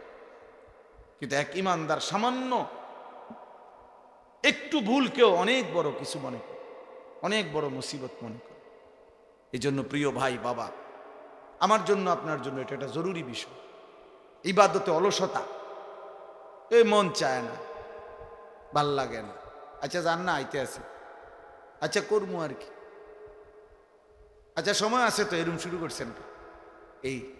এই এক ধরনের অবহেলা, অলসতা, এটা অনেক বড় লানত, অনেক বড় অভিশাপ।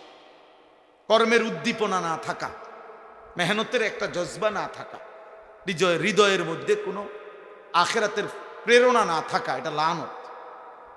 লানত এটা অভিশাপ, এটা অভিশাপ যে আল্লাহ তাআলা দিল মুর্দা বানায় দিছে। ওই দিলের মধ্যে আর আখিরাতের কোনো প্রেরণা জাগে না, ইবাদতের কোনো প্রেরণা জাগে না।